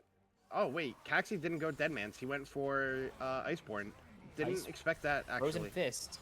I think it. Oh, yeah, that was the upgrade that was officially called Frozen Fist. As a stun. Not going to come through onto Pelly. And now just jumping onto this tier 3 for real. And Ornhorn going out. Chum the Waters going to connect, but there's no follow-up. Ornhorn going to find no one. Sunrise getting chunked. Saren goes golden. And then we'll just get... Okay. Will get cleared, and it doesn't matter if he gets cleansed. It's Walk Warlock picking up another shutdown onto the Fishy Man. Going forwards, Yo-Yo's falls to Maj, but that's going to be Maj taken out in the Death Realm. It's a triple kill for the former getting stomped Walk Warlock. Okay, I like what Walk Warlock did here. I don't think it's, like, the best. But Frozen Heart for Maj is so incredibly smart, just because he wants to play so upfront and like try to be this front line, and Kog'Maw's all about his attack speed, obviously. So Frozen Heart makes a lot of sense. Maj would Kanik Rookern. Oh. I did not expect that. I thought it was gonna be Jack shows. Maybe he'll still go Jack shows? I don't know. Wait, I don't. There's no Kanik Rookern. He did go Jock shows. Yes. No, he didn't. That's Kanik Rookern. That's the Kraken Slayer. Oh, I thought we were talking about what do you call it? Because Persp just picked up Jock shows actually, and you've also called Hollow Radiance. You've called Hollow Radiance. I was correct. I was correct this time. That's why I was confused. I was like, I've never. Old Kog'Maw build where you just built like full tank after one AD item. Yes, iconic. As that's half of Caxie's health bar already gone. Walk Warlock going to lose half his as well. The Redemption coming down with the Breath of Life means so much health, and Sunrai has none left to give. Walk Warlock doesn't get to pop off. Saren says no. It's 1-2 for the fish.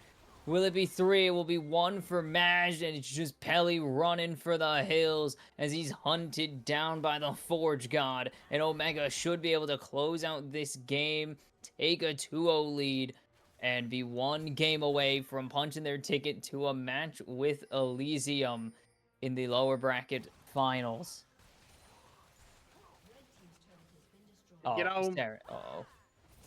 Oh, what a juke. Get outplayed. And he lives.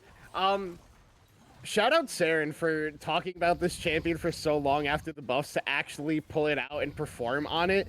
Also, Maj on the Kog'Maw went absolutely ballistic as well. Omega looking in form. They want to get to that grand finals that they missed out on last season after having such a good regular season, being our number one seed, wanting to do what Elysium did last season, coming in as the last ranked team to run the gauntlet, even though they're 5 seed. Well, Yeah, they're not last ranked. I they're, was about to say, they're the lowest seed. They're the lowest seed right now, but still, that's not they want saying to run the much. gauntlet, make it to Oh, have we at lost the end Chunk? of the season. Yeah, we Probably. lost Chunk for that entire sentence. That was awesome. Am I back? Am I back? Yes, you're back. Okay, I'm alive again. I don't know what's going on with my. I'll have to figure that out Your in the mouth. pause in between.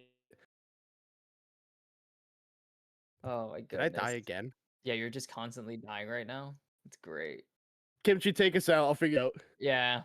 That was, I mean, shocking. Dorado had, or not Dorado, sorry. Dorado started to pull it back, but just Omega with the constant team fights, Maj and Staren, making them regret not drafting any frontline as Strong has to stare sadly. I see him there. Watch him the second he talks is when he'll lag again. I already know how this works. But that was just Omega that time actually earning their win, in my opinion. They played that really well. They knew their win cons. They took advantage of a weak draft from Dorado. Great Kog'Maw lock-in, and the Fizz on V5 was perfect. It was glorious, amazing. It was I Purse had a cool solo kill, two cool solo kills, and then started running it a little bit and then pulled it back. But yeah, Saren, Maj, incredible duo carry synergy, and man, why didn't they do this last week? Why did they pick Sona Seraphine? Never do that again. Do more of this. This was great. And Omega flex their might as Dorado are now facing down 2-0. I believe they faced elimination earlier in this tournament. They faced it game 4. I think they were down 2-1. I don't remember. I have bad memory. But does not matter because I can remember that the score is 2-0 and Dorado need to reverse sweep as we don't have silver scrapes and take us to game 5 if they want to advance to the or words are hard. Advance in the lower bracket, but Omega one win away from a date with Elysium. Will they get it or will Dorado send us to game 4? We will see after this break. Stick around.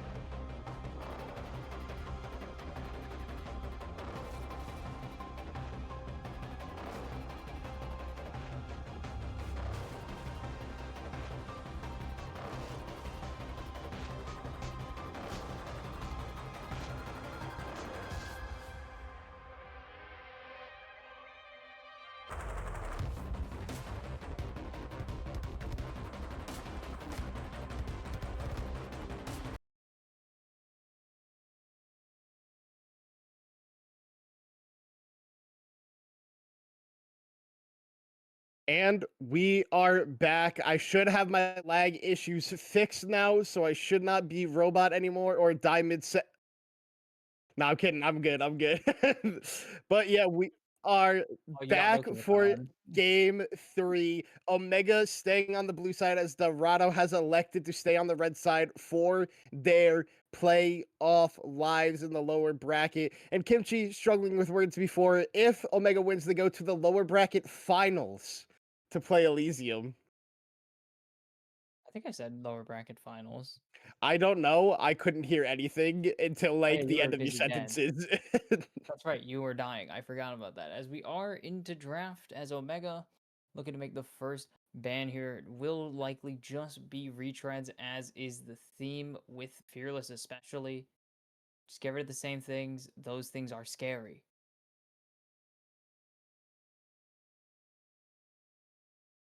Sorry, I'm typing a message to Loki. But Typing anyway, off. yeah, like you said, band's just gonna be the same. That means Sivir's gonna be up. Maybe Madge will pick the Sivir this game. I think his Kog'Maw was great, by the way. Like you said before, Saren and Madge looked great on the Kog'Maw and the Fizz respectively. So really curious. Also, the curious thing I've seen Omega doing is banning both Xin Zhao and Trundle. Trundle's a good matchup into Xin Zhao, so you could, in theory, just first pick it and let the Xin Zhao go through for Pelly, and like have that matchup. But like also, to be fair, Pelly is kind of insane on the Xin Zhao, so I understand that ban being the same. And I mention it. Luckily for you, no Sivir, but that means Oh, Wukong is available. Caxi going to be getting the Wukong, who I still believe is the strongest jungler in the game currently. I mean, I can't really argue. I think maybe I still think I'm on Team Zen. He's just so insanely. Actually, it's Team Panth now. That's right, because they just buffed him again for jungle. Why did they He do was this? already so strong, and He they're was like, you he know was what an we S tier need? jungle. Yeah, you know what Worlds needs? Make An him better.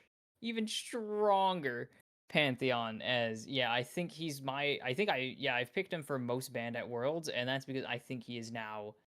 He was debatably the best jungle. I think he was still below Wukong, Xin, and Jarvan, the Holy Trinity right now. With the buffs, he is probably the best jungle in the entire game. Start buffing carry jungles. Buff Kindred. I want to see Kindred busted Yes. back out. I love that champion I so love much. watching I Kindred. Kindred's so I fun. do think, like, unironically, I think Kindred is one of the best design champions in the Oh yeah, game. I Like, don't think just anyone's like arguing looks that. wise and Hold on. anything. Like, sick What the as heck was hell. that pick? Like, Hold on.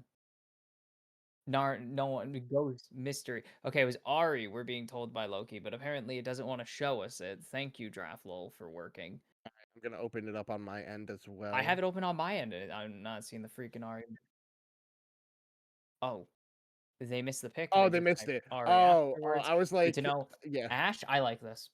I think teams have not been prioritizing Ash enough. I don't think she's the best ADC, of course. As you can see, we've had some pretty good lock-ins, but I think Ash a is somehow underrated, even though she's been consistently strong. And then they buffed her for no reason. And I'm like, yeah, thanks for doing that.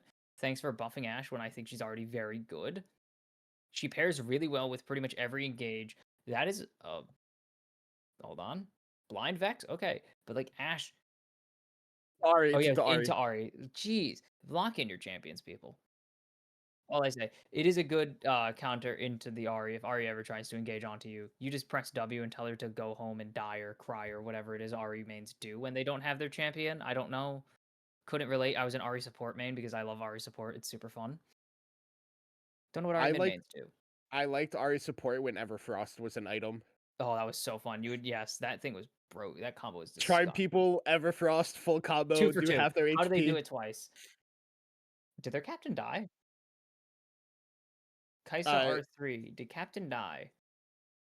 Kill whoever's in charge of the Dorado draft as they've missed 2 picks. But like you said, Ash is really good. I do think her buffs were needed just because she felt so much weaker than all the other 80 Then carries in nerf the the other game. 80 carries. That's my No, answer. like damage wise, like she just couldn't True. kill anybody. So I think the buffs were very important. Good ban. Bromban makes a lot of sense, but you could have just picked it yourself. You do have Kai'Sa. You can proc Braum pretty consistently. Yeah, but like Ash is a little bit weaker now, respectively, just because you don't have the Ash Milio power anymore. Also, with Braum being banned, falls down a little bit. She's still really good, and it does match up pretty well into Kaisa, because you can keep her at bay with use of your volleys, but can struggle if Kaisa gets the angle to go in on you. The other thing I'm going to be watching a lot, or just curious when we load into game, is what Keystone Pelly chooses to go, because I've seen him play Pantheon before, and I've seen him go Aftershock Pantheon before. That is So attack.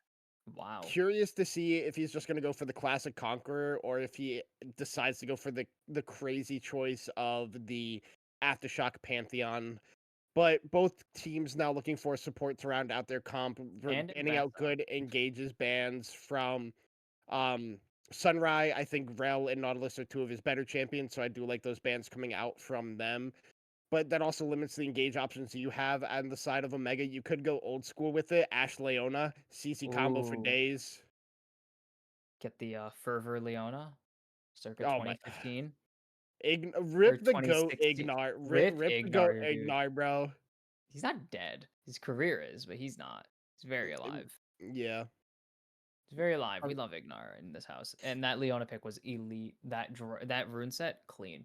But what are Dorado going to not pick? They will go with the Ashley or with the Kaisa Leona to, I guess, get rid of the Leona. It's not like, again, Leona kind of works with every ADC because it's Leona. If you if you can't make 5 seconds of CC work and invincibility with a champion, like make that work, you probably don't know what you're doing. That's my take on Leona combos because she is kind of stupid as yeah. it is lagging on stream, and I brought this upon myself. This is an insane pick though. It you guys can't see it on stream because Draflo Lamau got him, but it's Leona for Dorado, and then Omega actually counterpicking with the Janna, an insanely good pick. If Leona tries to engage, you just insta cast Q. There's no penalty for it. As long as you don't cast it too early, it will reach the Leona and it will just cancel her entire CC chain, and your Ashe is free to run.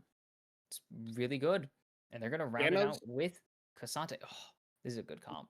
Janna's also just good into the Dorado comp. It's good into Ari. It's good into Kaisa. It's good. It's really good into Pantheon. You can cancel him out of that Shield Vault stun as well. You have to time it so well because Shield Vault is a super fast animation at close range. Farther range, obviously, longer cast animation. But stream's live. We're back. Oh, we've made it. Yep, you guys get to see what we see. But I do like the Janna pick. I used to be a Janna main when I Ew. first started playing What? support. Yeah. Okay. Um, Aji Loki just goes Aji's. Uh, Garen Accurate. Garen counters Cassante. I mean, true. You doesn't really matter if you have infinite. What do you call it? Just infinite shields or Also, armor, and you just cool. justice. He doesn't say Go justice, but yeah, ahead, remove half of your HP bar for my Garen ultimate execute. yeah. Oh yeah, no. Remove half your. Yeah, please cut your health bar in half so I have less to cut through before I can get my execute. Yeah, please. But another champion that Janna really likes bullying as well. So they've drafted a comp Janna likes. Yeah, Vex is yeah. gonna like it too. A lot of dashes. I'm a big Janna believer, Janna fan. I think she's I'm not a another fan. support who is strong that not a lot of people like preference or play. Similar to For good Sona, who I was reason. talking about off street. Don't disrespect the wind goddess like Janna's that. so boring, dude. No, she's She's so so fun. She's boring. so She's really fun. strong though. Like her Q is strong. Her poke is insanely good. Her ultimate is pretty nice as a disengage tool, or if you're a psychopath like me who only plays Janna, so you can flash ulti because that's awesome. The Yeah, world's Janna greatest insects are insect. sick as hell. Janna insects are super You fun. you set up your tornado behind you when they're in turret range. You flash behind them, ult them into your queue, and then you watch them die to a turret. It's And then he is fantastic. so her shield gives so much AD. Actually, it's kind of disgusting that it still has that. And you It could shield used to turrets. be That's worse. useless, but you could do it. Used to be work, dude. It used Shielding to and be at healing do so rank much work. I one. know. At rank one, it used to just be a BF sword. Like it Free was BF swords. absolutely disgusting. I think it's like 16 ish at rank one now. Yeah, It's a lot still. It's pretty good. I mean. I think with the draft and with the way they've been playing, I think if Omega doesn't get the 3-0 here, it's Yeah. kind of catastrophic. Like, I think it's like shows the weakness in their armor and the way they've been playing and has a way to be vulnerable. But also the way Dorado's been playing, I don't know if they're the team to be able to do it. This is kind of the comp that I would expect Dorado to win with. Hyper aggressive, in your face. We are going to try and 100 to 0 you before you can 100 to 0 us kind of comp. This is Dorado's. I mean, if there is a comp to go out on and say this is our final stand kind of thing, if you want to be a cheesy action movie from the 90s, this is pretty up Dorado's alley. Yeah, do I think it's good? Eh. It has some good moments. I mean, you're just a go at them comp. Yeah, And you run into the enemy and hope they die. they have Ash Wukong Vex Janna. Okay, you're not gonna reach them, but you can run at them. It's about Like it's about effort, okay? I didn't say it was gonna work. I said it's about the this effort that it shows. this draft by Dorado lives or dies by Sunrai and Pelly and Yo-Yo's hitting charms. Like if you What? No can't do way. You're that, telling me that Dorado rely on Sunrai and Pelly to execute their game plan so the rest of the team can follow in? yeah. If you can't do that, it's just wraps. It And is GG. it's gonna be a tough game for Dorado, but they have a comp with enough gameplay ability to be able to do it. The question is if they can execute on it. But I think Omega's is such a clear identity. It's another front to back with like some versatility from Vex diving in. But like overall, this is kind of similar to what they've been playing all series. Beside like Vex is kind of similar to Fizz if you think about it, but not really. So if Omega can play like they did in game two, I think they easily are gonna cinch this 3-0 and go up against Elysium in that lower bracket finals. And it might be close. We didn't even mention it today. The shocking 3-0 that happened. I Yeah. was not ready for that. I don't think anyone was, but that is either a sign things are going to go really wrong against TSI for whoever gets them, or that Omega may have a chance against Elysium, but that is a future us problem to worry about. All right. But with that, we're going to head into a break here as teams finish up the incline drafting and we wait for spectator delay. Do not go anywhere. We'll find out shortly if Dorado can make the comeback start to happen or if Omega's going to shut the door with a 3-0. We'll be back shortly.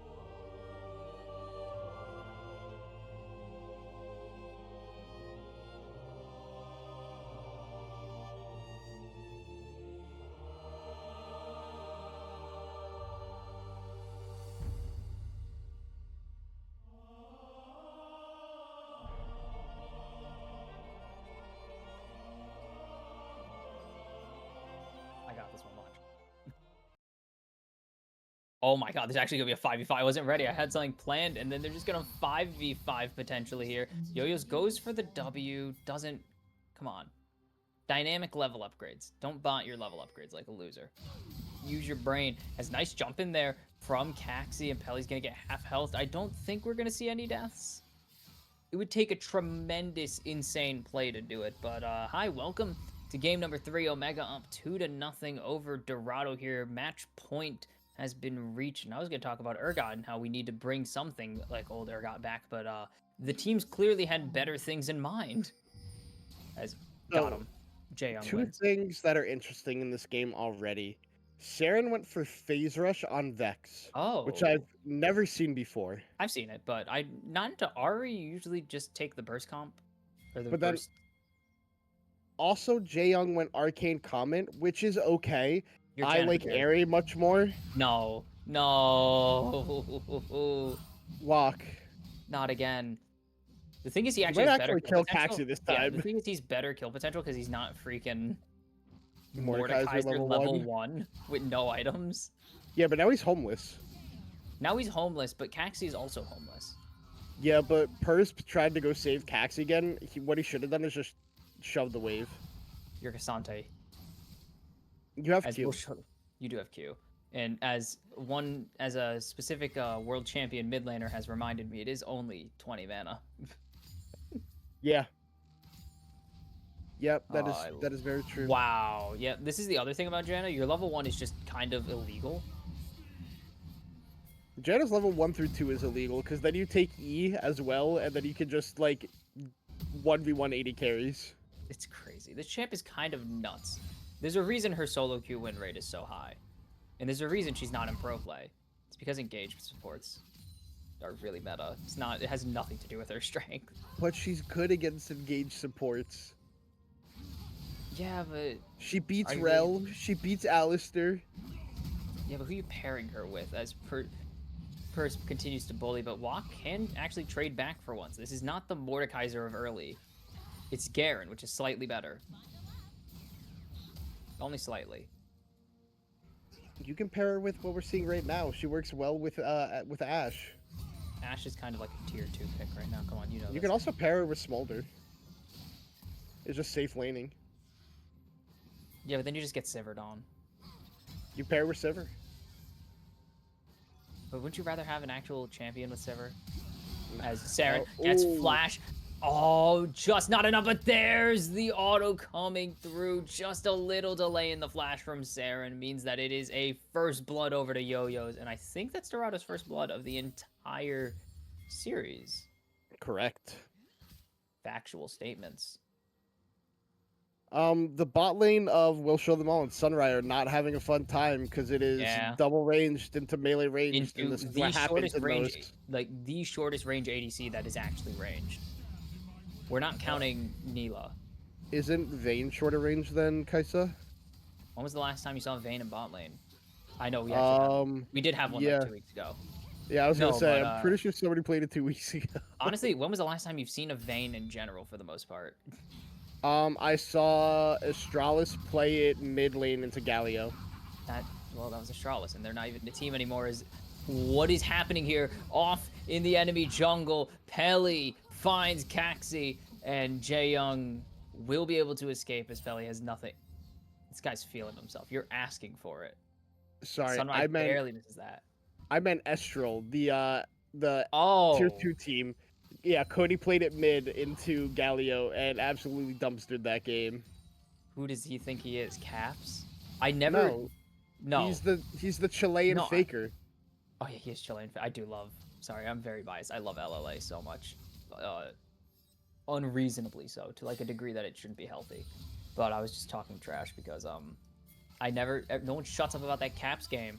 As Pelly is not going to shut up about going bot lane as he returns. The returner is what they call him, and he's gonna help push this out. Yeah, the legend. He saw the lane was going. He might have to give his life here. His Mage is Ashe with lethal tempo, and we'll show them all. Has no mana. They're trying to turn it. Nice cancel though onto Pelly. We'll be able to get Mage out to safety. Pelly should have his E available, but he doesn't have it. Jaeyoung still sniping kills, whether he's on the Poppy or not.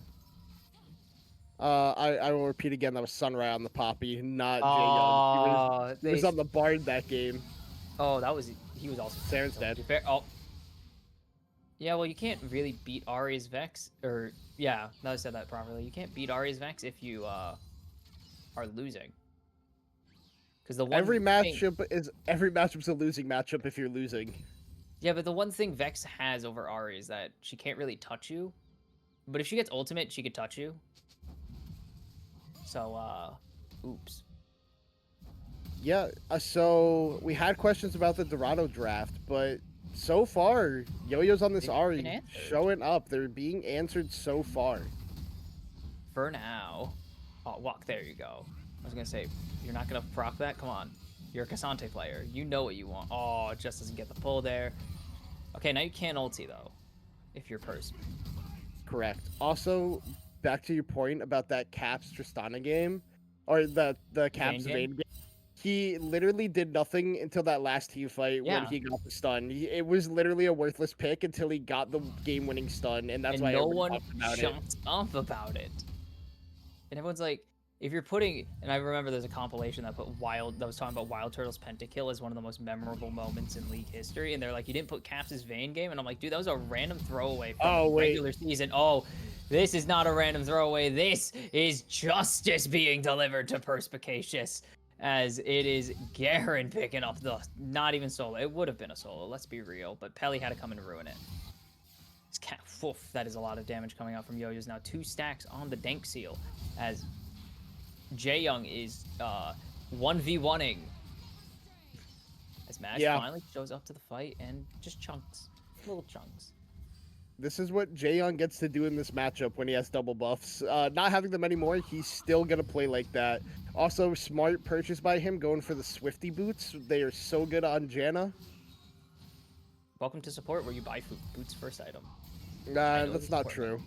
For the most, generally true. Not when Redemption was absolutely broken. What do you mean was? I mean, it still is, but like now Yeah, you I can was go like, boots first again. I was like, what do you mean was? We're still in the is era of broken Redemption. I do think a lot of times boots first to support isn't always necessary though. I think like Depends on what you're playing. I think Swifties on Janna is just such a good first item just because of how much movement speed you get, like, and also applied to your teammates as Persp. Looking for a little bit of a 1v1 here. The good But news is that's he about wins the it. 1v1. The bad news is there's a Pantheon, like, right there. Who has level 6? And Flash. Could just Pelly run just at gonna... him. Ooh, a smart play by Pelly. He only takes 2 grubs. Doesn't want to greed for the third one, which he could have. But overall, for the tempo play, just goes to invade Caxie's top side. So I do like that play out of Pelly here. Have they spotted Caxi in a while? Well, they're about to, obviously, because he's about to show. They're trying to go for this gank here. As the arrow connects onto Sunrise, they need to pick up this kill, or else they're just going to get nothing for their efforts. And Sunrise not even going to flash, just hands over the kill to Maj, and that is the response in the bot lane to the invade and top side. Also, very smart by Caxi not to chaos that away and give that kill over to... Oh, so close there. No, you're lying to me. You're telling me he wasn't supposed to do that? Telling me that chaosing wasn't the answer? Yeah, I mean, Wukong is a jungler where, like, giving them kills is always okay because he can just, like, kind of run a game if he does get strong enough. But, like, also making sure that Madge gets to a strong spot is also very important in this game, the way the mid lane has been going so far for Saren in this game, who had the upper hand last game, obviously, because of the counter pick. Game 1 was in Yo-Yo's favor. Oh, it was on the clone. I lied. Yeah, and then also Game 3 so far has been in Yo-Yo's favor in this mid lane matchup, so you need Madge to be your carry so far in this game number 3. Oh, Saren. No. Saren doesn't have the fear, forced to flash away, just not close enough to layer the CC. Probably could have just E-flashed at that point, just like commit. I think Yo-Yo's also just held it for too long. Yeah, but I mean, you're willing to pop the ulti, you might as well just E-flash. Like, I mean, if you like, he ulted forward to like try to get the stun at the end, the charm at the end of the stun timer to layer the CC, but that also left a window for Saren to flash. So like, just throw the charm, just layer this, like layer the CC. Saren will still have to flash, but then there's still the angle to like have the chase down onto him afterwards. Yeah. Commit to your plays. Come on, cowards. As, Persp is just constantly fishing for this ulti. You know that? He wants this pushback so badly. He Also, wants the Walk went for Cole. Oh. I mean, he's gonna be farming for the most part, as it is top lane. They trade, but they don't mean it. Yo-Yo is already on Blackfire Torch here, but Madge is also on Kraken. Had that first at 10 minutes, I believe he had that. Ooh, Oh, there it is! The insect forcing out the killer instinct. Will also be able to get out, and now the cyclone, excuse me, comes out. Solar flare is huge. Cannibal show them all find the damage onto Caxi. He can't quite do it in Madge. Continuing to go forwards, trying to find the damage. We'll find one onto Pelly. Finds no, doesn't get another one. The cleanse is perfect from Will show them all. Jaeyoung trying to be the GOAT, but it's not enough. Saren can't hit anything, and it's just gonna zone Caxi back into the waiting, or sorry, zone will show them all back into the waiting arms of Caxi. And we're even at 5 kills apiece now. Saren didn't need to hit anything because it forced Will show them all to walk back into the team. Oh no, yeah, that's honestly, it's perfectly fine. Also, I thought Madge was getting a triple kill there. I thought so too, but then that cleanse actually was perfect, as there's the all-out walk force to flash in response to the flash. Ulti. Yeah, like you said, Persp has been fishing for it, and he says, I have the angle, let me flash for it. Forces the flash out of Walk there. But, that means when the all-out does come in, if Persp keeps trading like that, there is the angle where he can. And now another big thing is, we'll show them all use both summoner spells, so, like... Oh, they have the wraparound here. There's no defensive utility from Jaeyoung. Just gonna have to sacrifice so that the flash from Madge is enough to get to safety. It's a kill going over. I did not see it. I think it was Pelly, right? Yes. Okay, I was about to say, watch it be Sunray. Sorry, I got hit with a yawn as soon as you went to go pass it over to me. Rip. But yeah, Sunray not KSing kills so far in this game. Saren finally gonna sidestep a charm. Caxi is waiting here. Pelly's here, but Sunray is also here as well. They don't have solar flip. Actually, they do. It's back up now. And Caxi just getting chunked. The three-man fear is huge. So much damage going out. Yo-Yos will fall to Jaeyoung. Jaeyoung fishing for the triple here. As there's just, or double, sorry, not triple. He's not gonna fall quite yet. The Aegis Assault going down. There's Perspicacious fighting Walk up in topside again. Does not have the all-out. Walk does have the... I actually don't know what Garrett's ultimate is. I just always call it Justice. I gotta look it up. Damn it. That's why I don't ask questions. It is Demacian Justice. Okay, I didn't know if it was actually called that. Yeah, I was like, I don't remember off the top of my head. But also, Pelly, if he did not use that E, would actually have died to Jaeyoung there. Oh, almost at the max range tornado, but it doesn't matter. Cyclone is huge, and the ulti and trying to get someone maybe under the turret, but it's just not gonna happen. Madge picks up a 3rd kill here in the bot lane alone, and this should be first turret along with the feats of strength. No, incorrect. They need one more dragon. Or the Rift Dog Herald. actually got I did not know Dog got the first 3 kills. That's right, they went 3-0. I forgot that the comeback was a little bit later. Yes. Alright, Saren gonna just play smart. Rift Herald spawning in 40 or 30, about 30 seconds now. So, gonna be the next play for both these teams. And the bot lane turret, He's going for it. You saw him go for it again, as Perspicacious is gonna need a pretty good out here. Has the Q3 charge. W actually doesn't even need the Q or the all out through the wall. Would have been cool, but not gonna get it. He's out to safety, but now Caxi wants to go in. Pelly into 3. Nice 2-man airborne. Perspicacious again fishing for something. Gets Walk Warlock here. Cyclone not available, so they do have to just continue this fight, but Pelly's forced out, and Perspicacious is gonna find his first kill of the game. The Enchanted Crystal Arrow finds absolutely no one. Yo-Yos finds nobody on his flank in exchange, though, and it's going to actually be the Rift Herald in the end, going over to Omega for the feats of strength.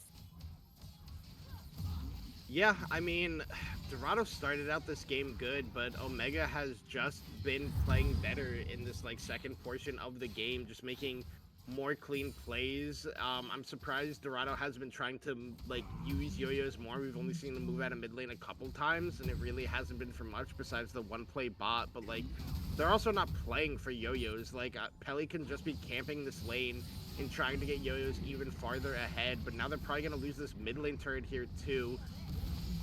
Persp is also putting in some good damage on that top lane turret. Let's check Caxie's driving here. He's going to get both airborns, but here comes the Grand Starfall, and nothing going to come out of it, actually, from Pelly. Persp finally, I think that's one of the very few, like, actual top laners that can't siege a turret when given that much time alone with it. Shout out Jae Young having the tornado ready as soon as Pelly lands so they can't get the stun onto Matt. Alright, Saren. Saren, this is getting a bit embarrassing as Caxi lands a nice two-man Cyclone, but gets chunked out. Huge, finds 3 with the second one. The Solar Flare connects. It's going to find 2, but the Monsoon gets everyone out safely. There is Match continuing to go forwards. It's a double kill, and Ashe is a pain in the neck to run away from. You can never escape. And it's 2 kills going into the pocket of Omega's ADC again as they get this tier 2 on top of it. And they're going to find yo-yos for Saren. Finally gets some kill credit.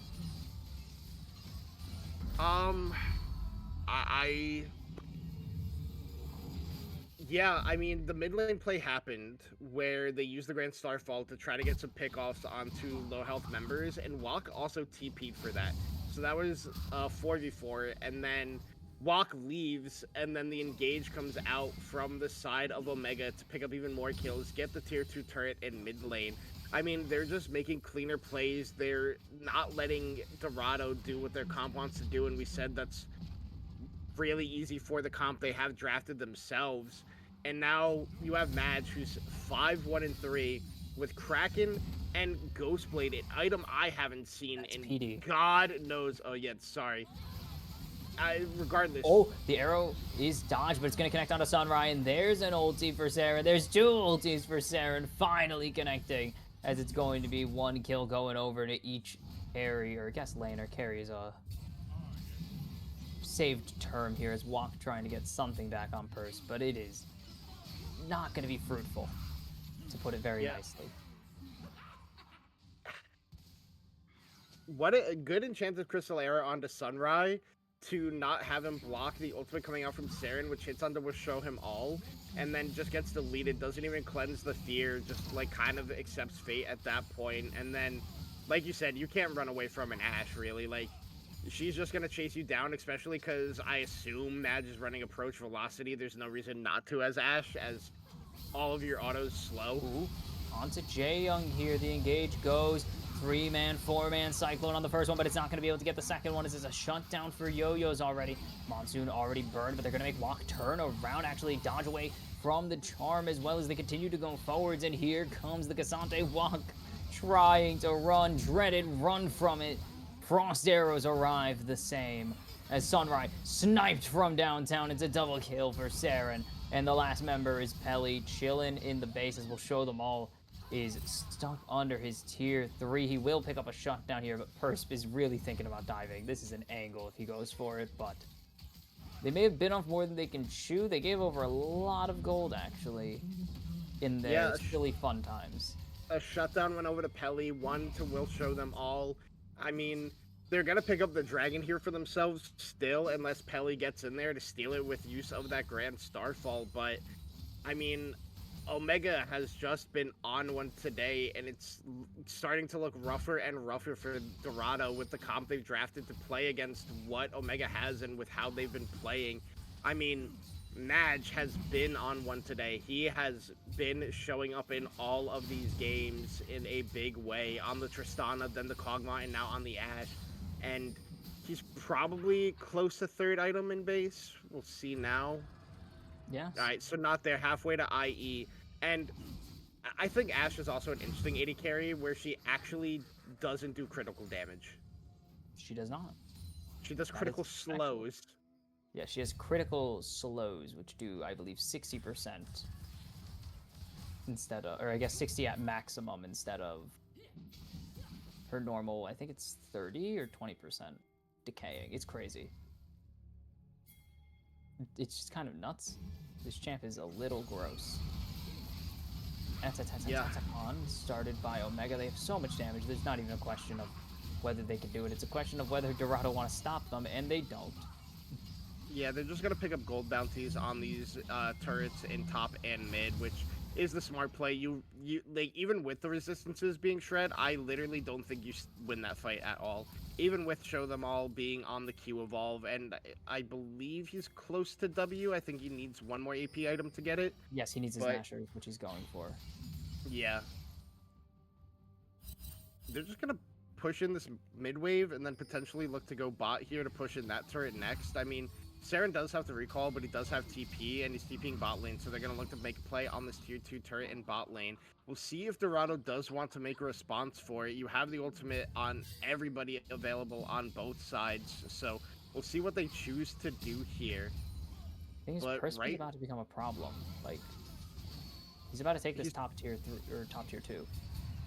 I don't know if he gets there fast enough. As we said before, even though the Q costs 20 mana, Sante is not great at pushing waves. Okay, Starfall into the backlines. They're trying to jump on a Maj, but they don't find the damage quite yet. They're going to charm the Wukong. Monsoon comes out. It doesn't push anyone away, but it's a lot of healing for Maj, as Maj is just unloading the clip. It's already 2 falling. Walk.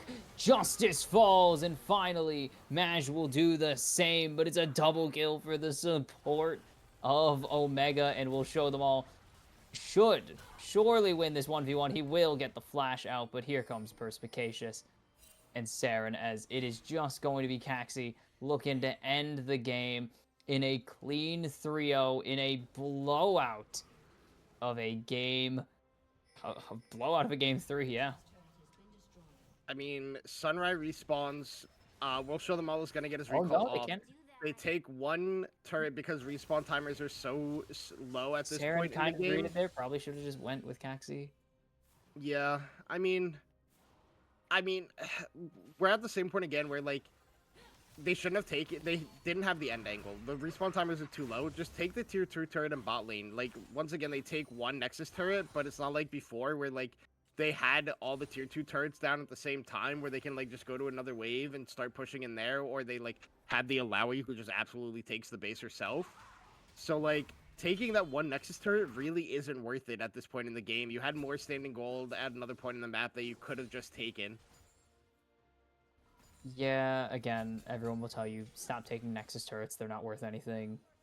They're super easy to take down. Just go get standing gold wherever you can as Persp. Jumping in onto Sunrai, the, I guess, tankiest member by default. Yeah. Of Dorado. Doesn't do anything to him. Didn't do a single thing. Frozen Fist and Unending Despair. Not a lot of damage. I'm surprised Madge isn't on IE yet, because he only got an agility cloak on no, he got a his death pickaxe, there. which is impressive. Oh, he got a pickaxe. Sorry, I thought. Which is Oh still yeah. Just as bad. Pelly chunked to under 1k. Persp is still perfectly fine. Yo-Yo's going to land a nice charm there onto Maj. Dragged him so deep, but the Justice is not even close to finding the kill. They will get the flash out at least, I guess. As Caxi goes in, the arrow not going to connect. Yo-Yo's going to be able to charm out of the... Oh, hello.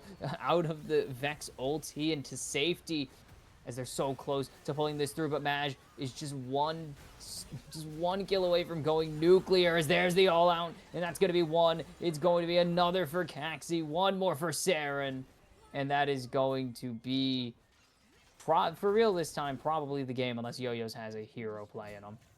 I mean, it's 5v1. Yo-Yo's literally has to be a hero here. He doesn't even have ult. He doesn't have flash. There's no way he's stopping this.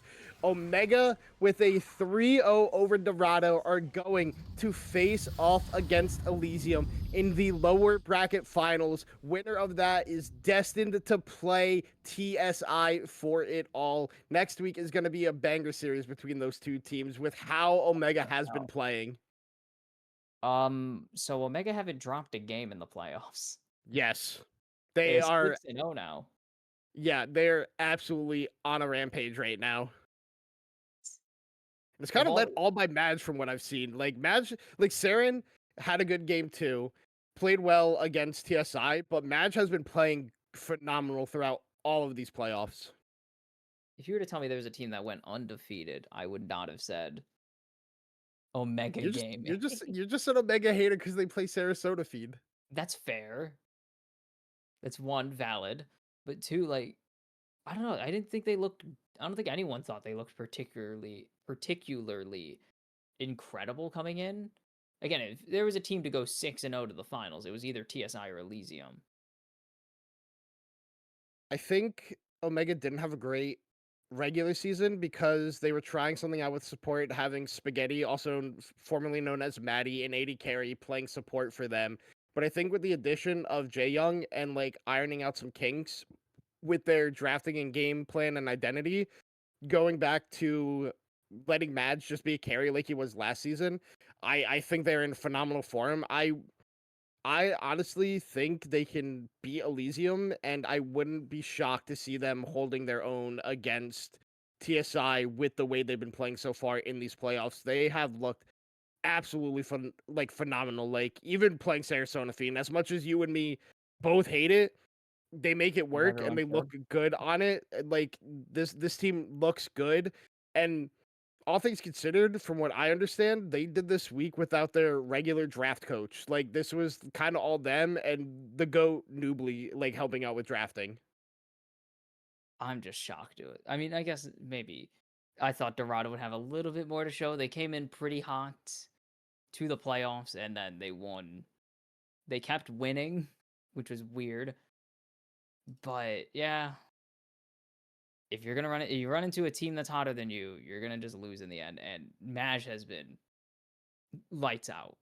Like, oh my goodness, if there's a playoff MVP, Maj is getting it. If Omega make the run, Yeah, hundred no, percent. like straight up. I think this man, like last season, he played incredibly well. He was probably personally ranked. He was my second best 80 carry behind just RJ and like slightly above Dilly. But like the way he's been playing in the playoffs, I think low key quietly has been playing better than just RJ, and just RJ has also been playing out of his mind. But I think Madge has literally been the reason Omega has been like on this tear. Like all three games this series, he was like straight up the reason that they won. I mean, I can't even argue that. I bared witness to it, and it makes me sad they put him on things like Seraphine when this is clearly what he's meant to do. He is a carry through and through, and phenomenal series. I mean, Dorado had their moments, but just they could never stick a whole game together. That's what bit them. Omega were playing mostly full games after, especially after game one. They were pretty set for really solid games 2 and 3. And Dorado, if you can't put a whole game together, you can't expect to win a series, unfortunately. I'm gonna go check our schedule real quick I here. don't know when. Are we scheduled only for, is it just lower bracket finals next week? No, so next Okay, no, it is weekend next week on guaranteed.